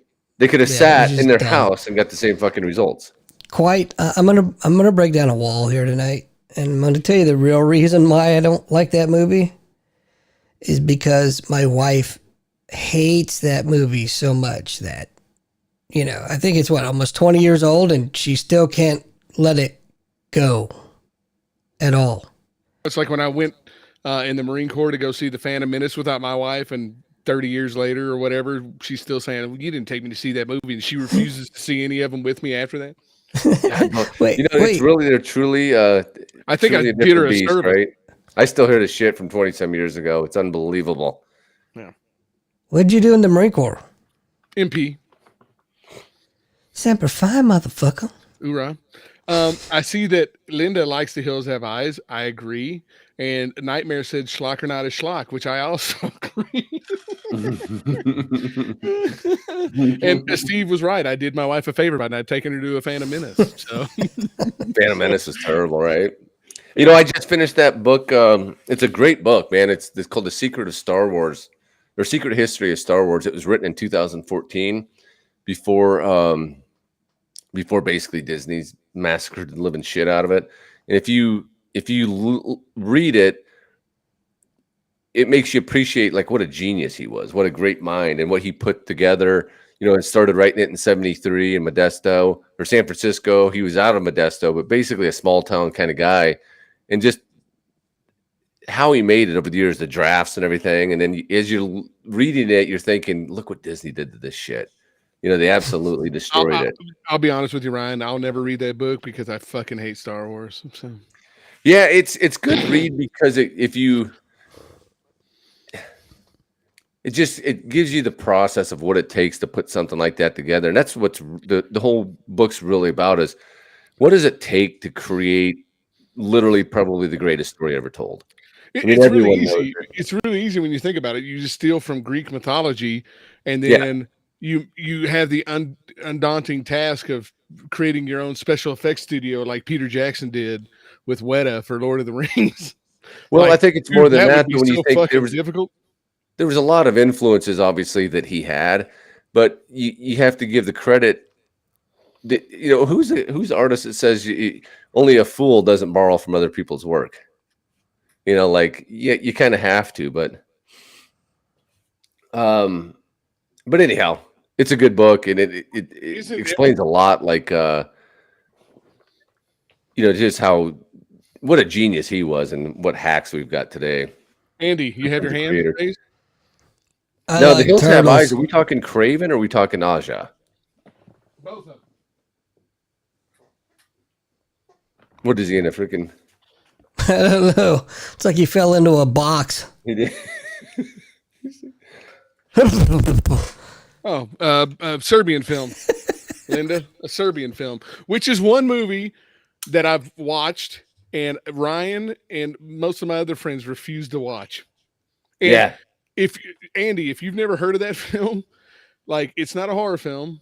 It's got lots of violence, but there are two cuts. There's one cut that you can get that's unedited, and then there's an edited version that has maybe about a minute and 30 seconds cut out, and that minute 30 seconds completely changes the movie, which doesn't seem like it's possible, but it's 100% possible. What's the name of it? A Serbian film. A Serbian film. And I would suggest if anybody's having a bad day, do not watch that fucking movie. That's good advice. It's crazy. I have a lot of bad days. Yeah. I've recommended it because I think people should watch it once. Just once. He said you don't need to watch that. Yeah, it's one of those to me. Steve hasn't watched it either. Steve hasn't watched it, so he doesn't know. Yeah, I've never seen it. I heard about it. I don't need to see. Isn't there like a baby gets raped or some shit like that? Newborn I don't need porn? to see that. I don't think anybody needs to see that. A Serbian film, Linda, and the behind the scenes on the DVD I have actually showed how they made that scene, and the making of that scene is just as bad as the scene itself. Jesus. Because they're like, I got the DVD and it says the making in BP, and I was like, what does that mean? And as soon as I clicked on it, it was like newborn porn, and I was like, oh my god, that shit will trigger me like no fucking other. Well, it's like Estef says animal cruelty too. Was that in the Serbian film? Serbian, what is it called? No animal cruelty in a Serbian film, but in movies like Cannibal Feroz, Cannibal Holocaust. Which, have you ever seen Cannibal Holocaust, Andy? That's fucking terrible. That's got, yeah. I just watched that for the first time ever, and I tried to avoid that thing. Maybe I'm not with that, dude. That was the worst fucking movie. I was fast forwarding through half of it. It's very boring, but it's very notorious because Rogerio Deodato, he made the movie. It's basically it's a found footage film, Andy, that was made years before Blair Witch or any of those other Paranormal Activity movies or whatever that they got their inspiration from. And it's basically like these people go out to document an Amazonian tribe, and during that they kind of fuck with the Amazonians and don't have any respect for them, so they end up getting killed. And the killings are so realistic that the director, years later, after he wrapped the movie, he told the directors or the actors, don't talk to anybody, try and stay out of the limelight, because he wanted everybody to feel like it was a real movie, like this, they found this footage and this really happened. He got arrested and brought into court, and he had to bring in the actors and show them how they did the special effects so he wouldn't get convicted of killing people. Oh, wow. His main actor was a fucking porn star, so he had to tell him to step off the stage off the bed for a bit so he could make it to court. I mean, that's what really the guy's pulling porn stars as a lead character. It's Z-grade movie, drive-in movie schlock. It kind of in the vein of Herschel Gordon Lewis movies or William Castle stuff, except extra levels of gore and salaciousness and nudity and whatnot. It's not kind. It's not. And it was made what 80 early 80s, 81. Early 80s. And it's like a training bad film. For that time. It's just fucking bad. It's just like they had the actors who are all Italian actors, right? They had them like kill a turtle, like actually kill a big ass fucking like prehistoric turtle and fucking eat it. They killed that freaking muskrat, right? It was a muskrat, and it's shocking even today because it's like, are they killing a fucking animal on film? Yeah, they are, and it's no one wants to see that. Cannibal Feroz has one where a rabbit is eaten by a snake, but the only problem is you can see where they have a string tied around the rabbit's neck and they pull him into the fucking snake's cage. I'll go one worse. Have you ever seen Men Behind the Sun, Ryan? Yeah, I fast forward to that turd too.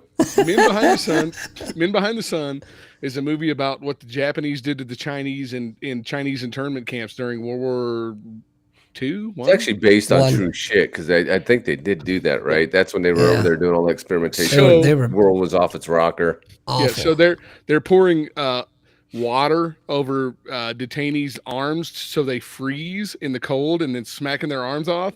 But there's two shots in those movies that stand out because of their cruelty. There's a scene of a child being autopsied that was an actual child autopsy scene that they used in the movie. And then there's a scene where they throw a live cat into a bin filled with hundreds of rats, and the rats eat the cat alive. Jesus. And they filmed it. Yeah, they're terrible, man. Terrible movie. Yeah, it's funny. It's funny what care you think about. No one thinks of a muskrat, but then you see one get killed on film. And I think who was a porn star? Doc Sherman. For what movie? Cannibal Holocaust. Robert Sherman. Idea, dude. No, I have no idea. Yeah, so the main character actually, this guy beats up the director, attacks the director because he kills the freaking muskrat. He's like, that's a real goddamn animal. And I mean, that's what they were not. Yeah, the actors were not happy with any of that shit, but the director was just trying to get, back then they were trying to get the realism, not realizing how morally bankrupt they actually were. Yeah. Wesley Pipes. That's hilarious. Wasn't he in Shaving Ryan's Privates? Holy shit, that's hilarious. Linda, are you talking about the killing fields like from about Cambodia or something different? Yeah, didn't that what win there? There you go. That won some awards. Yeah. Yeah, dude, I don't know. Yes. Yeah, that was I wouldn't consider that horror, I guess, but it was a damn good movie. It's I horrific. haven't seen that, dude, since it came was out. horrific. Now, that was one with that little, wasn't the really little lady that, Yeah. yeah, I can vaguely remember. I've seen her in shit, but I don't know what the hell she's been on NCIS, like fucking Loserville one. Not the main one, but some spin-off that nobody watches. Okay. CSI Kentucky or some shit. Yes, some shit like that. CSI Sunny Daisy. It's where all the bad people are. CSI Kentucky. Hey, don't knock frickin' Justified. Oh, that's pretty much CSI Kentucky. That's a great show. I would consider Aliens a action movie in space, sci-fi. Okay. I can see that. A lot of people consider it a horror, right? But so Aliens is kind of like a haunted, a horror movie in space because the alien is like a stalker that's slashing everybody up and shit. But I consider Aliens, the sequel directed by James Cameron, it's an action movie through and through, in space. Yeah, for sure. What about I can't even think of it now. It's one I told you that's got a relationship to Hellraiser. Nightbreed? No, the space one with Event Horizon. Event Horizon. That's a haunted house movie in space, right? But when I sent that video to you, did you see the relationship between that and Hellraiser? No, I didn't see it. Yeah, I sent it to you a couple years back, and you were like, "Oh my god, I never thought." Well, I probably did, but I mean, I remember superfluous information, so I just some stuff just gets pumped out. Leprechaun in space. Hey, there was a Hellraiser in space. Remember that? And Jason in space. What about I liked the that, Abyss? dude. I seen that one. I rented that when it came out, and I was like, "Damn!" I liked when he froze her face, smashing on the car, the table. Fucking awesome, like Roadhouse. That shit. Was that? I saw so that new Thanksgiving or what is it? Thanksgiving. Eli Roth movie. Who I don't like Eli Roth movies, but the new Thanksgiving movie, doesn't he do that? He puts somebody's face in water and sticks it to a freezer door and then smashes. Oh yeah. Yeah, I saw that preview. Yeah, that's a day one. I'll probably go see that. I'll see that one too, even though I hate Eli Roth. But what about the Abyss? No, never saw it. I seen that in the theater, but that was what 89, 90 maybe. That's an alien movie. Yeah, I'd say so. All right, Ryan. What do you think is the very first slasher film? Man,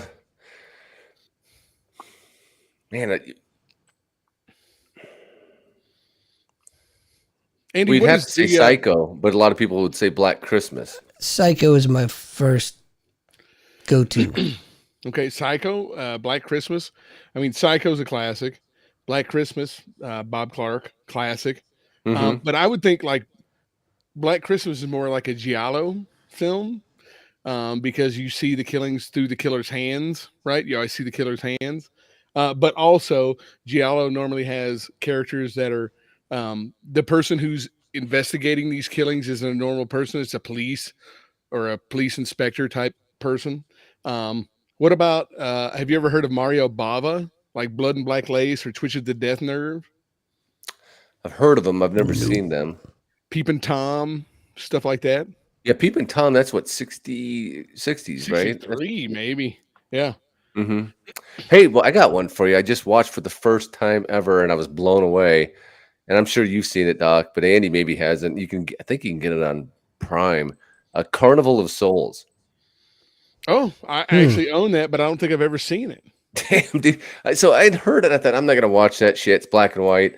And how good can a black and white one? And I watched it, and I was like, holy shit, I got to watch this again. And I did, because you could get multiple takes on it. I think. I was trying to figure it out, but it's really good. It's almost like a long Twilight Zone. And I like I said, I'd heard about it for years, just didn't think it would be for me. Watched it. I was like, shit, I should have watched this years ago. I just noticed in the same vein, maybe Steve put Blood Feast, which I don't know if you're familiar with any of the Herschel Gordon Lewis movies of the '60s and whatnot, but that guy was doing like extreme gore before anybody even knew what that shit was. You ever heard of him? I haven't.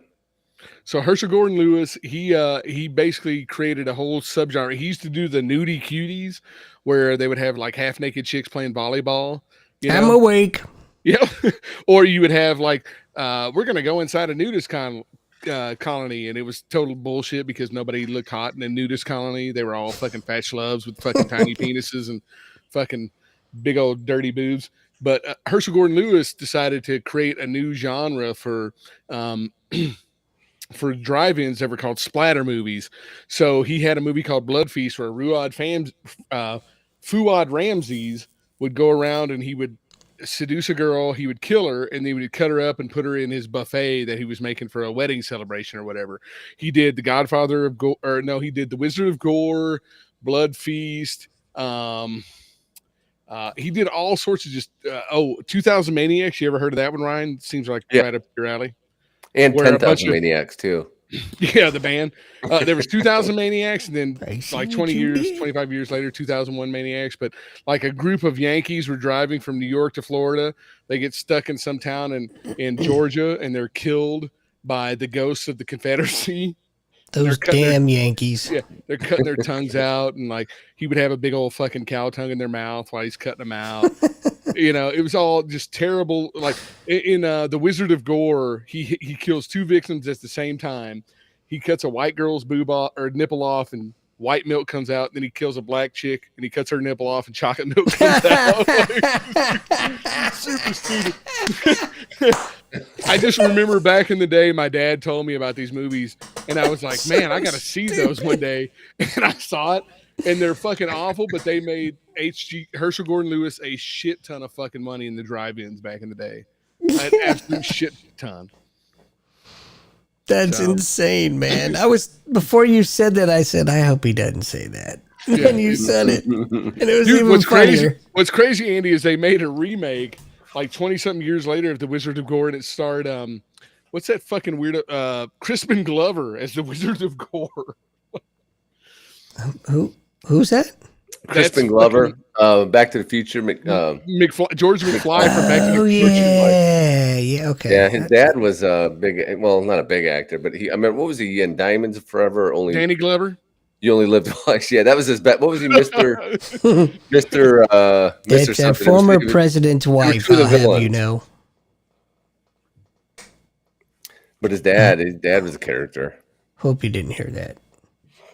Anyway, how about them Bears? Da Bears.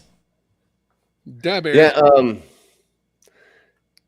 What about Free? Now this is a whole other monster we could go down, and I've thought about this, guys. I don't know if you're up for it, Doc.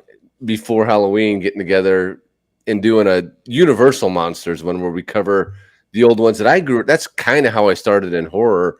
I was absolutely enamored by like the Wolfman, Frankenstein meets the Wolfman, the Abbott and Costello ones, Dracula, Creature from the Black Lagoon. I watch those every year again, by the way. Those movies were the ones that basically, when the Universal Monsters weren't making money anymore, they tried to infuse some life back into them by bringing in Abbott and Costello, which is basically why we have movies like Jason versus Freddy and all the remakes. So, I mean, they're classics to us, but back in the day, I remember my grandparents telling me they were fucking turds when they came out. Like nobody gave a shit about them because they knew they were just trying to cash in. But I mean, if you're talking about like Claude Rains and Werewolf in London, yeah. Linda Lopez. Fun fact: Linda Lopez. David Naughton lives in Las Vegas. He lives in Henderson, by the way. So he's awesome. That movie's great. I think that won an Academy Award for Rick Baker for special effects as well. Yeah, let's talk about that. So I remember, and I'll have to check that out again this year. I think it's been a couple of years, but the scene in the subway, right? That always freaked me out as a kid, and of course and I don't know why, but the part when it came to he had that dream when I think he was becoming the wolf, and he had that dream where the Nazis come to his house front and door and kill all his family. Yeah, and they cut the throat, and that was so like back then, realistic looking. That kind of shit is what would freak me out. But that was, and then remember his buddy got ripped up, and he keeps seeing his buddy is more decayed. Which that was what's that guy's name? Griffin Dunn, right? Yep. And his sister was the girl from Poltergeist who was ended up killed by her boyfriend. So get murdered after. Murdered. Yeah, but that's a great movie. Let's talk about that. I'm sure you guys seen it like I did. It was on HBO all the time. John Landis is not one of my favorite people, though. Like, is that because of his controversy in the Twilight Zone, or? Yeah, the namesake of my podcast is Schlockernaut, and he made a movie called Schlock. He also did the Kentucky Fried Movie, which was one of our first movies we did on the podcast, which that movie cannot be made today, Andy. You know that. No, it can't. Yeah. Rex Kramer, Danger Seeker. Like, remember that? Yeah, that could never happen. John Landis, like, that movie's a masterpiece, but I for some reason, I'm abhorred by that director's, history of how he treated the family after their kids were killed. Do you know that story, Andy? Vaguely. Yeah, I remember it being a thing back in the 80s. Ryan, can you explain it to him when I go to the bathroom? Yeah. So he hope everything comes out okay, buddy. The Twilight Zone movie, and I think the guy was it's Jennifer Jason Leigh's dad. I can't remember his name now. But they were filming it involved the helicopter, right? Yeah, it involved you're not supposed to use underage kids. They're supposed to go to bed at a certain time. You can only have them on, the union rules were 8 hours a day. Right. And it had to be in a daytime daytime, because they had to be in bed at a certain hour. Well, he decided to start filming. I think it was midnight. And he did the scene. Everyone didn't like where the explosions were going off. The helicopter guy was the props, the explosions, and then the dark and being at night. He was kind of warned on several fronts, and he was just breaking all the rules. I think I remember. Didn't he have whiteout on the MVGs, and that caused the crash? Might be. I can't remember all the details to it. There's a good book. I never did read the book, but there's supposed to be a good book written on it. But basically, the guy loses control of the helicopter, and you can pull it up on YouTube. And the helicopter hits, and it just chops off the head of God, I can't think of the guy's name now. Vic Morrow. What is it? Vic Morrow. Oh, Vic Morrow. That's right. So it's actually the scene where he is the racist, and he's just lost his job or something, right? And so he's being cruel, and then he ends up in a Vietnam camp, right, Doc? And he's running through. So the scene is where he's got the kids under his arms, and he's running through the water, like infant Vietnamese children through the water. The helicopter turns sideways because of the pyrotechnics, which the stunt coordinator had already told him was extremely dangerous. He disregarded him, and the helicopter blades came down and cut the heads off of all three of them. Jeez. Yeah, and if you, I thought it was 2. Was it 3?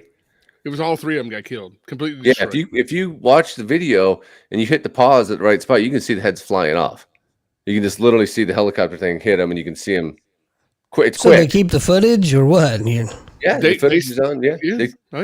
I mean, you put it in a movie. I don't think they put that whole.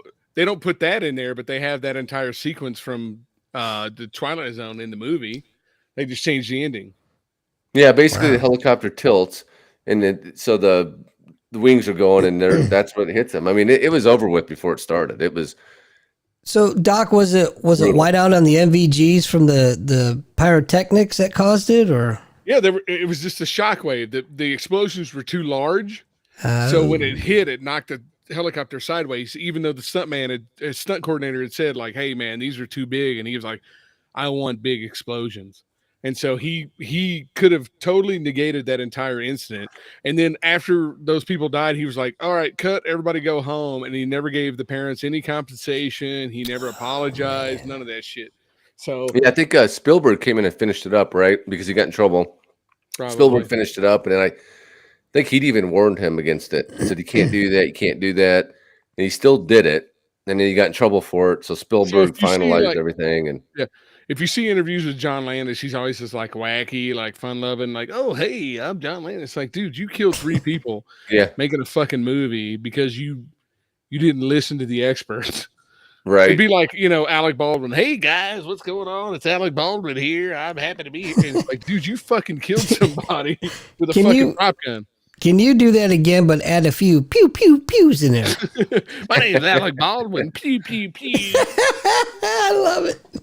So, like, that's why I love his movies, but I can't fucking stand it's a love-hate relationship. It's douchey, yeah. It's like so, man.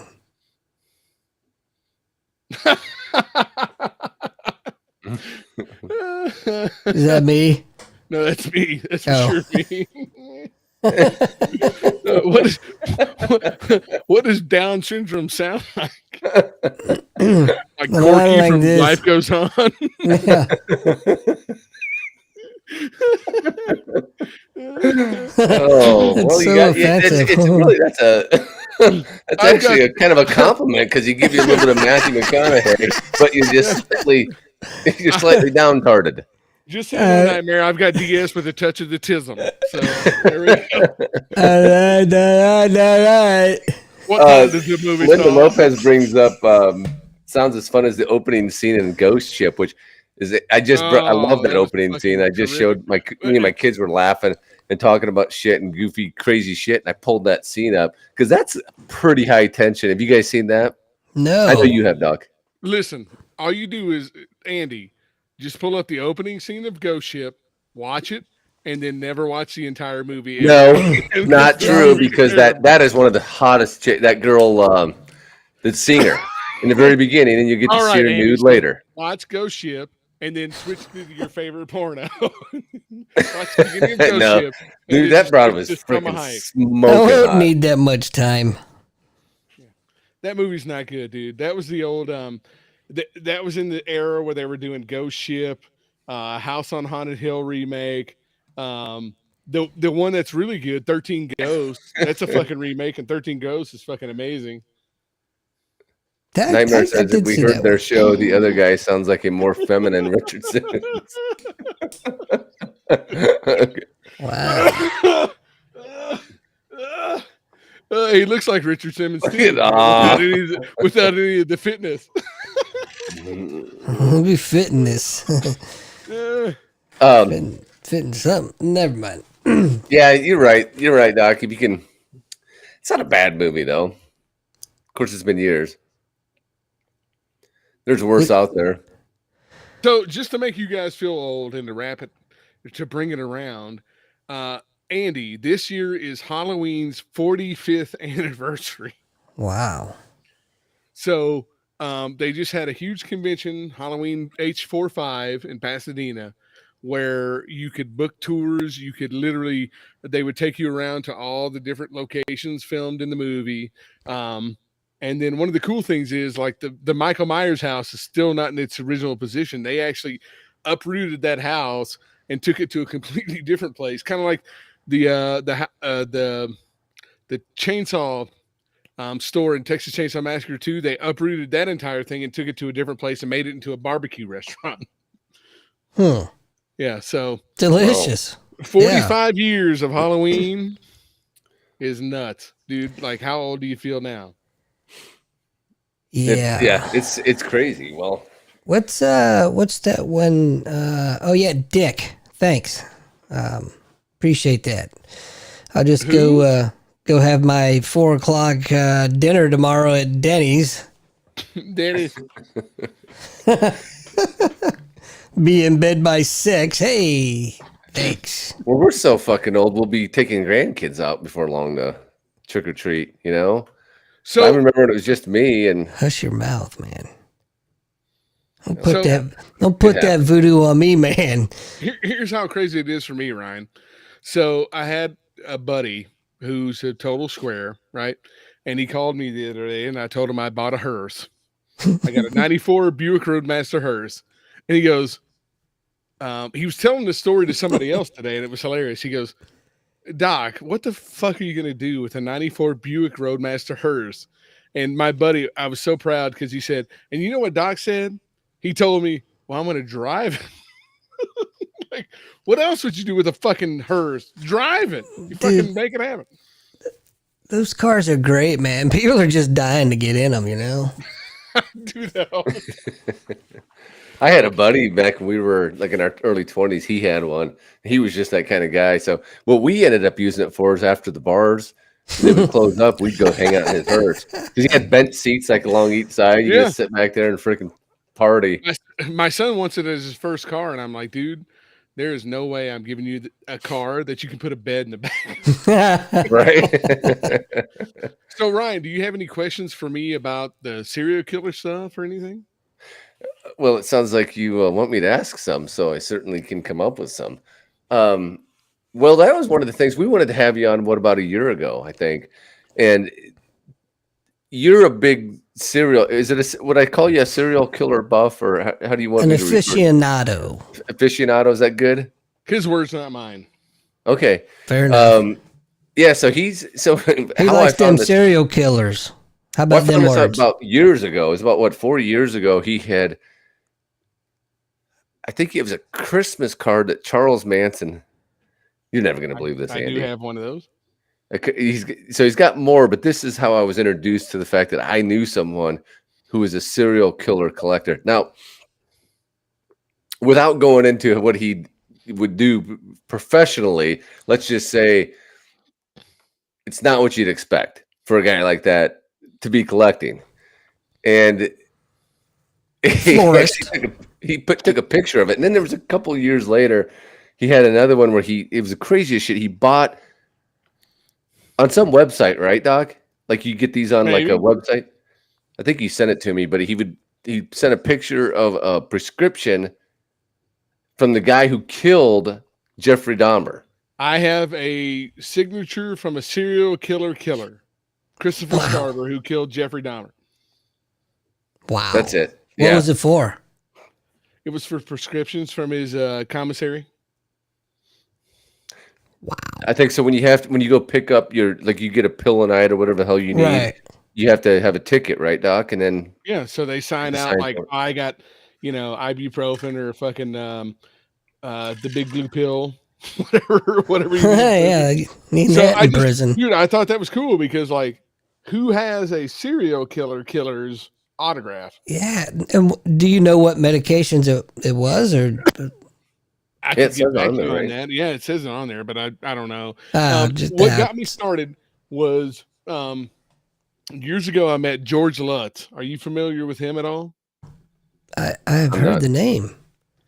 George Lutz was the name of the actual guy who lived in the Amityville house. That's okay. Yeah, the entire Amityville story was George Lutz's story. Now, a lot of people said, of course, the house is not haunted.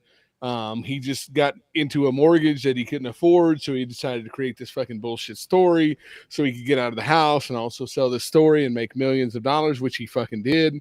So I went to a horror convention in Baltimore, Maryland, and George Lutz and another, I forget his name, something Gentile. They gave a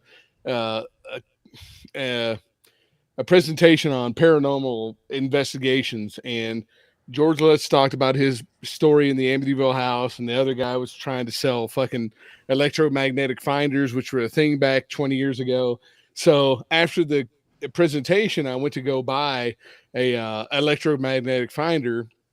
So I was talking to George Lutz, and I said, hey, I live in Las Vegas. He goes, holy shit, I live in Las Vegas. And I told him about my job, and he was like, oh, I may need your help one day. And so George Lutz wrote out his phone number. He signed his name and he wrote his phone number, which was a 702 area code, which is a Las Vegas area code. Ryan knows that. And he said, call me. He said, buy this electromagnet. This is how you know he was a shyster. He goes, because I told him my scheme. My scheme was I was going to put the electromagnetic finder by my grandparents' urns over the TV, and the electromagnetic finder would go off because it's by the TV, which is electric. And then he said, so when that goes off and your wife gets freaked out, call me because I've dealt with hauntings in my real life. So we'll freak her out even more. Right. So he was a total shyster. So he signed his name and he wrote down his phone number 702. And I said, I'd call him. Well, he fucking died. before I had a chance to do any of that. He was talking about opening a haunted bed and breakfast. He was talking about all sorts of shit. So he was trying to make money. So everything I've ever read on that guy, I just got a shady vibe from. Yeah, of course. I mean, dude, he was a master manipulator. He made millions of dollars writing a book that scared the shit out of everybody and fucking got out of his mortgage, and he lived in Las Vegas, so he was probably a gambler, right? So I got his autograph and his phone number. So then later, I was able to obtain a signature of Ronnie DeFeo. You know who that is, Ryan? Yeah. It sounds familiar. Who is it? Ronnie DeFeo is the guy who killed everybody in the house that the Amityville Horror was based on. So before before George Lutz moved into the DeFeo house, Ronnie killed his entire family in that fucking house. Jeez. And so that's how George Lutz moved in. It was like, oh, there was people killed here? Well, I can make a horror story and get out of this fucking mortgage payment. So I've got an Amityville Horror poster that I'm going to infuse with the George Lutz signature and phone number with the Ronnie DeFeo signature and make it like an ultimate piece. So it'd be cool. That would be cool. It is actually. Cool. So one of the things we wanted to do was have so we could see his collection, because it's pretty impressive. But as you can tell, now that's not even so that's just a serial killer side. He has a lot of horror stuff as well, of like what, Evil Dead, Doc. The entire cast of Evil Dead, Tim Burton, Clive Barker, Glenn Danzig, Jerry Only, pretty much any 80s, 90s horror person you've ever thought of, I've got. But you can find those at CSP Authentics. They do shit all the time. There's a lot of online providers now that do mass signings of horror actors and stuff, so you can buy that shit no problem. Super easy. But the serial killer stuff is a little different. That is, and that's not cheap either, man. Because I remember, like, correct me if I'm wrong, but like the Christmas card, which is just fucking crazy. Wasn't he like writing shit out like, "Hey, Merry Christmas, I didn't do it. I'm innocent. The fucking government's a bunch of bullshit." It's got like a Xerox copy of him with the fucking swastika on his head, like in black, like super negative and stuff on it. Like, yeah, he's crazy, like fucking Roseanne Barr, dude. He's like, you gotta remember, I bought that before he died, and so now that he's dead, like, oh, it's worth more. Oh wow, is it worth more though? I mean, that's got to be. So, like, when I used to collect baseball cards as a kid, I'd say, "Dad, this card's worth $15." And my dad says, "Yeah, that's if you can find some fucking idiot that's going to buy it." Right. And I would think, I'm that idiot. I just would think the collector's bull. I'm that idiot. For the Charles Manson autographed Christmas card. But dude, I've got like a perfect like. So there's been some shit that I've literally bought, and once it's in my house, I've got to get rid of it because I'm a skeptic, Andy. I don't believe in any paranormal shit. Like, I've had plenty of stories about stuff, but I just don't believe in that stuff. But there's certain pieces that I've gotten into my house that I literally don't feel comfortable having in my house. So fuck no. So no way. Lawrence Bittaker, are you guys familiar with him? No. They called him Lawrence Pliers Bittaker. And he was a serial killer with his friend, and they would kidnap girls, and they would audio tape themselves, like ripping their nipples off and doing horrific shit to people. And once I got that thing in my fucking house, Jesus, like, you know what? This whole fucking conversation. And once I got that thing into my, you actually bought it, right? I bought it because it was available, right? And just so you know, go ahead. Just keep going. The reason I bought it is because I had heard the audio tapes in a professional setting, not a like it wasn't a setting where it was like for enjoyment or entertainment. Not a masturbatory setting. Masturbatory, as our buddy Adam would say. It was a professional setting for training. And when I heard those recordings, I was like, Jesus, who could do something like that? So I bought them, and as soon as I had that piece in my house, I knew immediately. And my friend Myra, who I gave it to, is going to be fucking mad as fuck. But as soon as I got that thing in my house, I was like, I got to get it the fuck out of here. So I gave it to her free of, like, literally as a gift. Like, hey, take it. And she was super happy. But her girlfriend was like, fuck this thing. Like, her girlfriend was not happy with it either. So, if like, that shit, definitely. If that shit makes you feel that way, that shit's for real. Yeah, dude. So we've talked about this, me and other friends of docs, and there's this like we talked about the Serbian film. There's some shit you can't unsee, and I'm not like all poltergeisty, whatever the hell it is, but there's this certain shit that just doesn't belong. It just has a bad aura around it. I would say that all of the shit that you got, all that shit you got. Well, so here's what's crazy. So I used to own a company that sold horror movies and paraphernalia and all the shoes and posters and shit. And I met. Have you guys ever heard of Brain Damage Films? No. Brain Damage Films are the people who put out like the Traces of Death movies. Oh yeah, extreme death movies. Like it's all before the internet was a thing. These guys would. I don't know if you know this or not, Andy, but Faces of Death is completely fake. yeah. Faces of Death is completely fake. But that created an industry where people would put out compilations of real death shit before the internet was a thing, Ryan. So I met the CEO and president of Brain Damage Films. Unoriginally or not, his name is Brian Ramage, which rhymes with damage. So I met him and I was talking to him and I was like, hey man, has there ever been any footage you've received throughout the years that you've decided not to put on DVD or VHS? And he was like, dude, and he told me 3 scenes that he's never put on video, and they were the most disturbing shit I've ever heard in my life. So the reason I'm telling you this is because I started buying those movies trying to desensitize myself to real life violence, which I'm sure Andy's seen plenty of trauma, plenty of actual real life violence, the horrible things that people can do to each other. And the more I watched those movies, the more I became more sensitized to the fact that I had to get rid of all of them from my fucking house. Like there's not one lick of them left in my residence because of that fact. What do you think, Andy? Is that something you've dealt with in the past? We're just seeing trauma just resensitizes you to this shit. So I'm so newly retired still and still struggling with a lot of different things that it's just all so new to me right now that I'm kind of hypersensitive to everything, if that makes any sense. 100%. Getting, working at it every day, working at it with my therapist and whatnot, trying to decrease that sense of hyperarousal, all that bullshit that goes along with it. But man, I just totally forgot what you asked me. All I'm talking about is the actual real horrors of the fucking world that horror movies take us away from because it's sensationalized. Like you and I and Ryan have seen real fucking trauma. Night, Linda. Yeah. Good night, Linda. We have seen real trauma. So that's ultimately why, like me and Ryan and guys like us, we look at horror movies to try and take us out of the real life trauma that's actually out there. Yeah, I was going to say, you mentioned this before, and I was trying to think what you'd said, but this is it in like a longer version of it. You had a way that you put it, like it's kind of a release. Maybe I'm saying this wrong.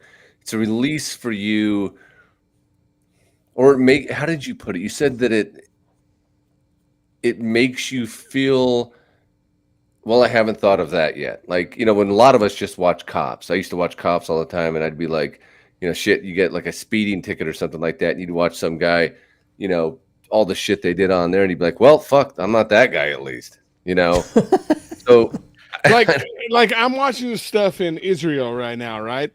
And it's horrible. And I don't want to see it because it's fucking horrible. And I would rather see fictionalized violence against like 2 fucking retards that want to have sex and smoke drugs. Fake. Hey, don't get personal, man. Don't talk about my family like that. Damn. I want to see that. I would rather see fictionalized violence against people that maybe don't deserve it or do deserve it over innocent people. You know what I'm saying? That's why horror appeals to me. So it's an escape. It's an escapism from reality. Yes. So anybody that says like, you know, Ryan, that we're fucking weirdos because we like that shit, we want to see people get killed, like, it's the exact opposite. I don't want to see anybody ever get hurt. Like when my kid falls down and scrapes his knee, I'm like fucking right there. Like I'm sure Andy is and you are. Like, are you okay? Is there anything I can do? Like, I don't want to see anybody get hurt. But if I can see Tom Savini or Dick Smith or fucking Rob Bottin do like this crazy setup where somebody gets their head fucking lopped off, that's fucking cool because it's totally fake and we know that. You know what I'm saying? It's also one of the things I think that make you want to do what you did. You're comfortable with blood. Now, not in a I'm going to go kill someone way, but I can help someone.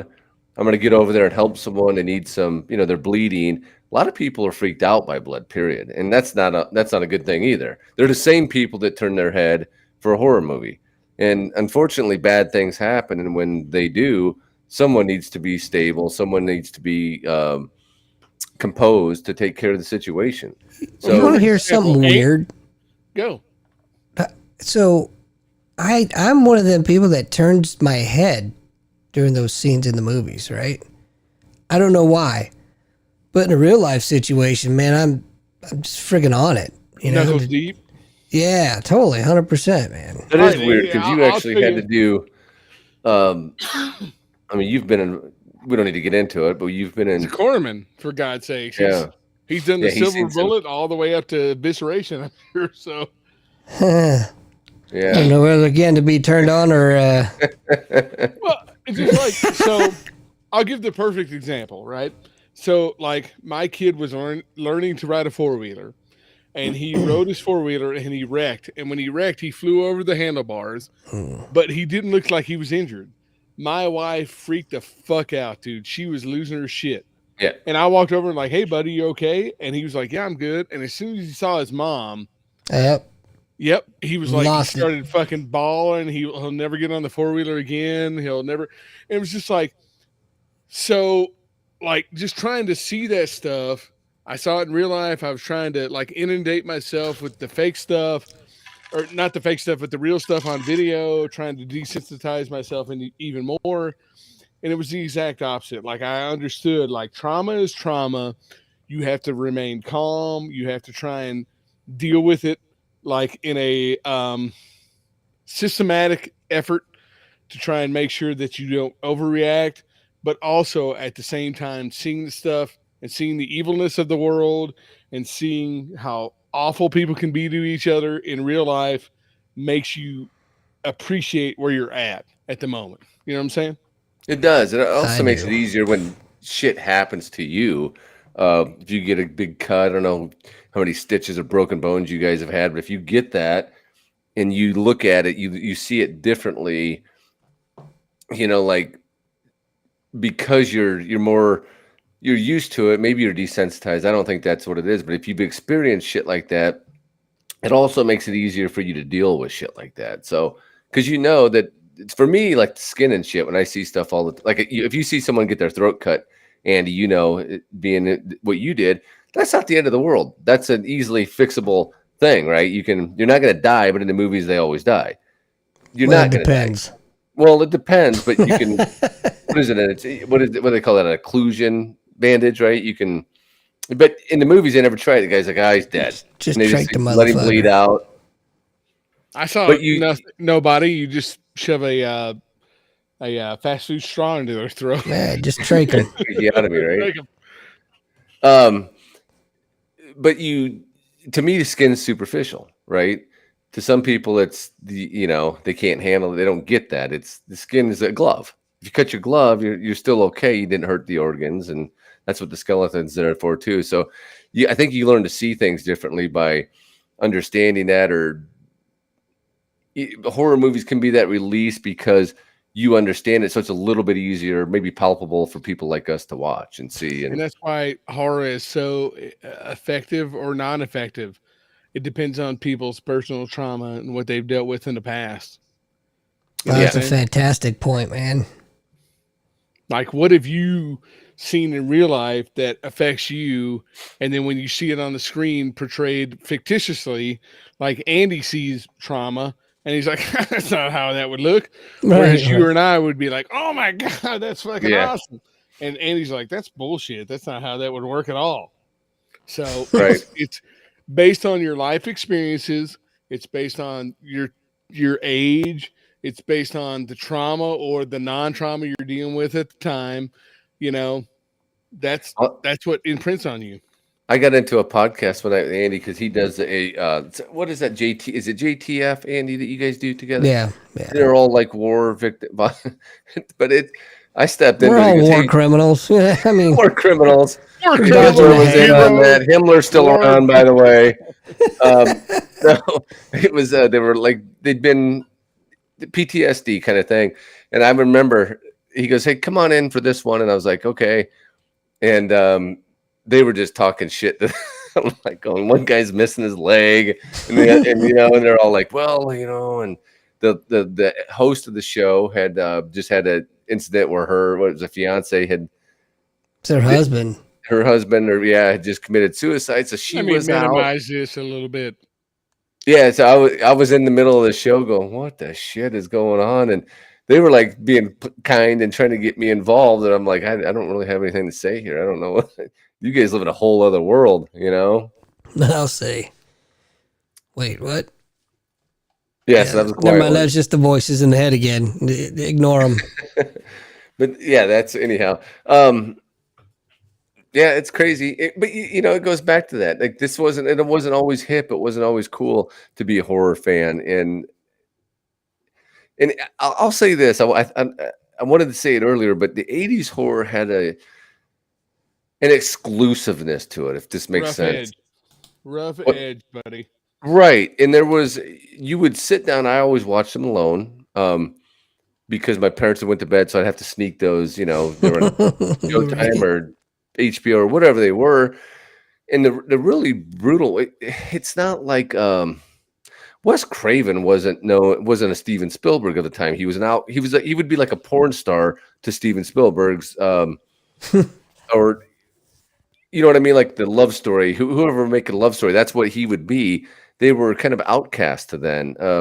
Sean Cunningham, who did the Friday the 13th, it would be kind of the same thing. So we had kind of that select crowd that Clive Barker, who was a fucking gay man trying to write stories that nobody wanted to listen to. Oh, there he goes. And there he is. I said gay man. He was like, I'm out. Isn't that right? Oh, I'm out of here. But you're right. We didn't have that big budget. I think he froze. He didn't have a big budget either. He ain't got no budget. He got no budget. Yeah, well, that's what was so weird is it was so dark, and there was like what is it, Duck? What did you say? It had an edge, but there was almost an emptiness to it that made it even freakier and scarier because you knew that not everybody was watching this shit. This wasn't going to get the kind of attention. Like when I first seen it switch was when Scream came out. Gone for years, and Scream came out. Esteve says unpolished. That's it. So there was like this. It was not mainstream. Scream came out. Craven does Scream, and all of a sudden, girls are watching it. Did you see that? Did you see this? Did you? Well, you had, and it becomes really mainstream, Cox, and then kids are seeing it again, right? Nev Campbell, and you had like big movie stars and stuff. But before that, they were namely nobodies in the world making stuff that nobody wanted to see except for the underground kids living in trailer parks and who were alone by themselves. Yeah, again, can you leave my family out of this? And that's definitely one of the things that no one can experience. I'll invite them to Thanksgiving. You'll never be able to experience that again. Like, what was the budget on Halloween? Like $500. We okay? Define we. Hello? Hello? Can you hear me? Yeah, is Doc there? I think we lost him. I'm not sure. Appears to be. Yeah, but that's kind of what. Anyway. Yeah, I mean that's just it. It wasn't mainstream. It wasn't that. It is today. So there was a different thing of being part of that club, and I think what I don't like about the slasher films, it annoys the fuck out of me because I think differently. It pisses me off when they make the obvious fuck up that leads to either them or their friend's death or, whatever the case may be. When it's just like, oh man, it just frustrates the crap out of me. Because I don't get scared by those movies. I almost get pissed off watching them because of that shit. Yeah. Horror movies used to be like grim fairy tales. Like if you committed an act of immorality, you had premarital sex, you used drugs, whatever. Now we're talking. You're dead, right? But also think about this. What made horror movies so special is you used to have to search them out, right? Like I can remember specifically, like when I was a kid, hearing about movies and not being able to find them anywhere. They weren't on HBO. They weren't on Showtime. Right. They weren't. There was no streaming. There was no downloadable websites. Like I bought Stunt Rock on Amazon. It cost me $100 fucking on DVD to see it. But there was just the fact that it was unobtainable, right? Like these things were taboo. Like my stepdad, who you've heard plenty about this evening, he would have books about all the mafia figures, which got me interested in the serial killers and stuff. He would have books that would show like horrific shark attacks and shit, which obviously sparked my interest in real crime and real trauma and shit like that. But you had to search for that stuff. You couldn't just find it readily available anymore. So that's, I think, what's part of the mystique of horror. Like you have to really work to be a fan for it. Man, you went deep. That is deep, though. You're right, though, because on so many levels, that is it. You had to stay up late. Like today, it's one of the things you can do is you can get on Netflix first thing in the morning. You can get on Prime, and you could watch a horror movie if you want. Those things weren't coming on until late after they thought the kids had already went to bed, and you didn't get to play it back unless you, like you said, Doc, had paid $100 for whatever movie you said. No one's ever heard of it before but you.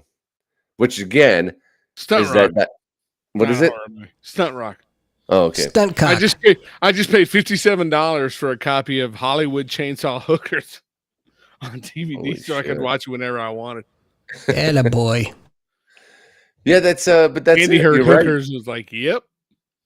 You're right. That reminds me of Clinton. Nobody knows that today, though. Nobody understands that it wasn't a thing. It wasn't a big. It wasn't, like today a horror movie comes out and it's selling out. There was a select few back in the day. It wasn't going to be a hit. Halloween was probably a hit, but only a hit in the horror genre. Today, a horror movie is a hit in all genres. It can be the number one movie. The Exorcist Believer is coming to streaming on October 23rd, Andy. Holy if shit. That tells you anything. Stream it right out of your asshole is what you can do with that movie. Do you remember waiting 3 years to get E.T. on VHS and it cost $100? What about Star Wars, dude? Like they didn't play that forever. That thing, the only thing you got was a Christmas special. You have them on the Muppets or some shit like that because that was Luke Skywalker, Mark Hamill's I'm Out of Money tour. But you didn't get Star Wars for years. But dude, like you used to have to wait. I remember, like I tell people all the time, my son, dude, when the Great Pumpkin came on, you fucking stopped everything in the world to watch the Great Pumpkin for 30 fucking minutes. Like literally a commercial would come on, you'd run to the bathroom, come back, okay, it's back on, and you would watch it. You can watch that thing ad nauseum on Netflix or YouTube over and over again. These kids have unfettered access to fucking anything they've ever wanted to see at the touch of their fingertips, which makes it not special anymore. It's just fucking content. And that's a shame. It should be special. It should be hard to obtain. It should be something you seek out, you search for, but they haven't. And it's garbage. That's why The Exorcist, the Believer, or Believers, is total fucking bullshit. Well, and that's what makes it precious too, right? In a way of figure of speech. It's like you said, it was appointment television. Now we've talked about that, Andy, having a podcast where we talk about appointment television, and it did a number of things. There'd be a movie on, the movie of the week. Back then, don't forget, there wasn't that many movie theaters around. Parents couldn't always afford to take an entire family out to see a movie. So we'd wait until it would be put on TV. Jaws was one of them for me. Or Close Encounters of a Third Kind was one of them. And the family would get around. You'd make popcorn. And you'd sit down and you'd watch that movie together at a certain time. You'd be out with your friends. And everybody would be, like 20 people in the street. And at 8 o'clock or whatever time, 7 o'clock, everyone would scramble inside and they'd go watch that with their families. And if you missed it, you missed seasons. So like nothing new came out during the summer because everybody was out doing summer shit. So that's why the fall, where everybody was inside, had all the new releases, right? That's right. Remember during the summer, you would always get reruns. You're like, what the fuck is this shit? I've already seen it. Yeah. How many times am I going to watch Fonzie jump over this damn shark? What is it? Esther says, if you missed an episode of The Knight Rider. That's true. That's absolutely fucking true. You would stand around at school while everyone talked about it. What was it? And you knew you would never see it. Yeah, that's it. A big one for me was like Godzilla movies. Like a Saturday afternoon, they'd replay all those big Godzilla movies. And I'd come in I go, I wonder where it's at. And because you could never tell because they were pretty much boring as hell until they'd show a monster. And then you'd be like, oh my God, but I don't know what part this is. And then I always seem to catch the last half hour. So I missed it. And I remember feeling that anxiety, that heartbreak. And then Batman 69's when, what was it? Batman 69? Yeah, the old ones, 60s ones. Robin? I was about Batman to say, that sounds like some disgusting porno fetish you have. It could be. But those were one of those ones I'd always come in at the last, it'd be 5 minutes and all of a sudden, do. And I'd be like, God damn it. But that's the way it was. You didn't get to restream it again. You missed it. You were out. Godfather on HBO actually had a fucking 10-minute intermission where halfway through the movie, I remember HBO would do now we're pausing for a 10-minute intermission so you could go get your popcorn, jerk off, take a piss, whatever you got to do. But it was a literal live action 10-minute intermission because the movie was 3 hours and 30 minutes long. They don't do any of that shit anymore because you can just pause it. You can download it. You can watch it for later. It's fucking whip it out. Rebel it out. Wait. The closest I've ever had to that was I took a flight and I was watching Everything Everywhere All at Once on a plane. And I told the stewardess because they kept stopping the fucking movie to make announcements. And on the way in, I told the stewardess, if you fucking stop this movie before it ends, I'm going to fucking lose my shit. Because it was the last 3 minutes of the final reveal. And they were like, hello, this is your captain speaking.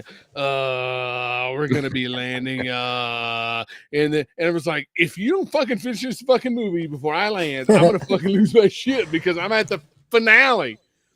But that was the only time I felt like that in the last fucking 20 years because everything else is fucking irrelevant. The time when the captain just wants to tell you irrelevant parts about his life that nobody ever. If you look to the left, there's the Grand Canyon, and funny about the Grand Canyon. I took my mother there last spring, and she broke her hip. And you motherfucker, you're ruining my movie, man. Fuck you. Yeah, but you know what? We're talking about this now. My parents did the same shit. They'd be like, "You guys just will never know how good it was," and it was 50s for them. And I thought, yeah, I'm sure those fucking cold drive-in theater nights were unbelievable. Like, got to turn the heater back on again. So it's got its pluses. Like, we appreciate things, and I'm sure they appreciated things. But I was one of those guys that I had a certain music artist that I liked, or I had to have his tape. They'd come out on Tuesdays. They'd always be released on Tuesdays. I would be at the front door of like the record tape thing, waiting outside until they opened, because you couldn't download. And that we talk about that a lot, but that's part of also what's happened with society, right? When you don't have to fucking struggle, you don't have to work for anything. Like just picking up your fucking favorite artist, getting up to do it, or being there and waiting and having to talk to people and hand cash over, and actually going through that whole thing, when you can just get up or have it preloaded or whatever, you don't know. It's crazy, but little things like that have given almost a sense of entitlement to everybody, and that's what we see on a day-to-day basis. Think about it, Ryan. Like, literally any song your kids have ever wanted to listen to, they can pull up just like that. Like, we had to wait for it to come on the radio, and then we would bitch because the DJ would talk over the fucking intro. That's right. Like, this is a new one from Dixie's. Yeah. Right. Yeah. And so you would. It's easy to say, and that's part of the whole problem, right? It's like we go, how do the kids get like this? Well, that's how. It's if you don't have to do the little things in life. If you don't have to go, dude, they don't even have to go to Redbox. Remember when Redbox came out? I remember fucking Redbox. Like, I remember sitting with a group of people that stunk like shit to try to get the movie that I wanted. I couldn't get it. Well, what about before that? Netflix, before they streamed, it was all the mail-out DVDs. Netflix had the best fucking selection of DVDs I've ever seen in my life. I remember, like, going to Hollywood Video, looking for a movie, and couldn't find it, and I would go to Netflix, and it would pop up just like that. I was being like, oh, shit, I'll fucking order that through Netflix. And I would have it for 2 or 3 days, and I would try and send it back immediately so I could get the next one coming through, right? Right. Well, when was the last time you went to stream something or buy something online and it said, sorry, we're all out of copies? Exactly. Right? You don't. You go to Blockbuster on a Friday night, and you're like, I'd really like to get that new. I'd really love to get that new freaking Lethal Weapon 2 if they got it in, but and you'd show up and there'd be like 50 fucking cassettes, but all of them were gone. And you're like, shit, looks like we're stuck with freaking Steel Magnolias. But my counterpart at Schlockernaut has a great point there. You have to buy a game or movie or a cassette based on the album cover or album art. That's right. Dude, I don't know how many times I got burned by seeing a fucking super cool album cover and buying it for $16.99 and getting it home, and it was the biggest piece of shit I'd ever heard in my fucking life. But the fucking cover was so cool. Just remember, like, looking at the back of VHSs and seeing like 2 or 3 still shots of like super cool fucking horror movies, and like, oh man, I gotta see this. And next thing you know, you're in fucking like the gate territory, or some fucking territory. You're like, what the fuck? This is a terrible movie. Yeah, Gate. And that happens all the time. Just, like you just said, and Estef just said, right? You don't even have to go buy a game anymore, and it's just not even that. That's not even a factor. My kids are like, hey, can I get this game? Think about this. My son comes in all the time and goes, I want the Diablo's just on sale or whatever. Can I buy this? What that would have entailed to us is getting in the car, driving down to the store and buying it, or finding out if the store even had it first. We used to have to call, remember? Now you can just check online. You don't even have to do that anymore. You back call somebody to see if they've got it in stock. Oh, yeah. Nerd. What a nerd. Yeah. That's funny. Well, I'm having some camera issues here. Yeah, I was going to say, your camera's about to give me a fucking seizure over here. That camera's got an ugly filter. it ain't working. Literally, my son comes in and he's like, hey, Dad, there's a game coming out tomorrow. and I need $30. Can you give me 30 schmeckles on fucking Venmo? What a bunch of fucking shit that sounds like wizardry. And I'm like, sure, here you go, son. And I have no idea if the money came out or not, or what, if even money exchanged hands, but he's automatically got the fucking game and he's happy. And I'm like, I don't know if I spent money or not. So who fucking cares? Dude, my kid hasn't left the house since Christ wore sandals, and he has he's played every game known to man. Like if that were me, it would be like we'd be gone all the time. As many games as they get, and that's another thing. We didn't get shit for games. Remember when Nintendo would release like a few games a year, and they'd make them super ultra hard because they knew you better make this last. Right, dude. I remember 10 years ago sitting at fucking GameStop on Decatur at fucking 10 o'clock at night waiting for a midnight release. And like, what the fuck am I doing? I'm a grown-ass man. Oh my God. I can't tell you how many times I've waited for a midnight release. Woo! And I would tell the guys, I was like, you realize this game released on the East Coast 3 hours ago, and I'm waiting here right now for midnight. So now they're like, 10 o'clock. Oh, you can buy it right now. Whatever. It doesn't matter. It's stupid. Speaking of stupid, how about them stupid jokes I've been throwing out tonight? Yeah, yo. Hey, be sure to... Never mind. Check out Soccer Now. Well, should we wind this up here? Looks like my camera's about to shit. Yeah. That sounds like a great time to wrap it up. Like I clearly failed to do with my two children. Anyway, Andy, thanks for the Andy and Ryan. Thanks for the invite. To talk about anyhow, it's good, dude. So, Doc, I'm thinking about doing another Halloween, all the way up. Let's just do it all the way through. Thanks, that's nice work. A little long. I have no idea what you're saying. It's a longer one, but yeah, thank you.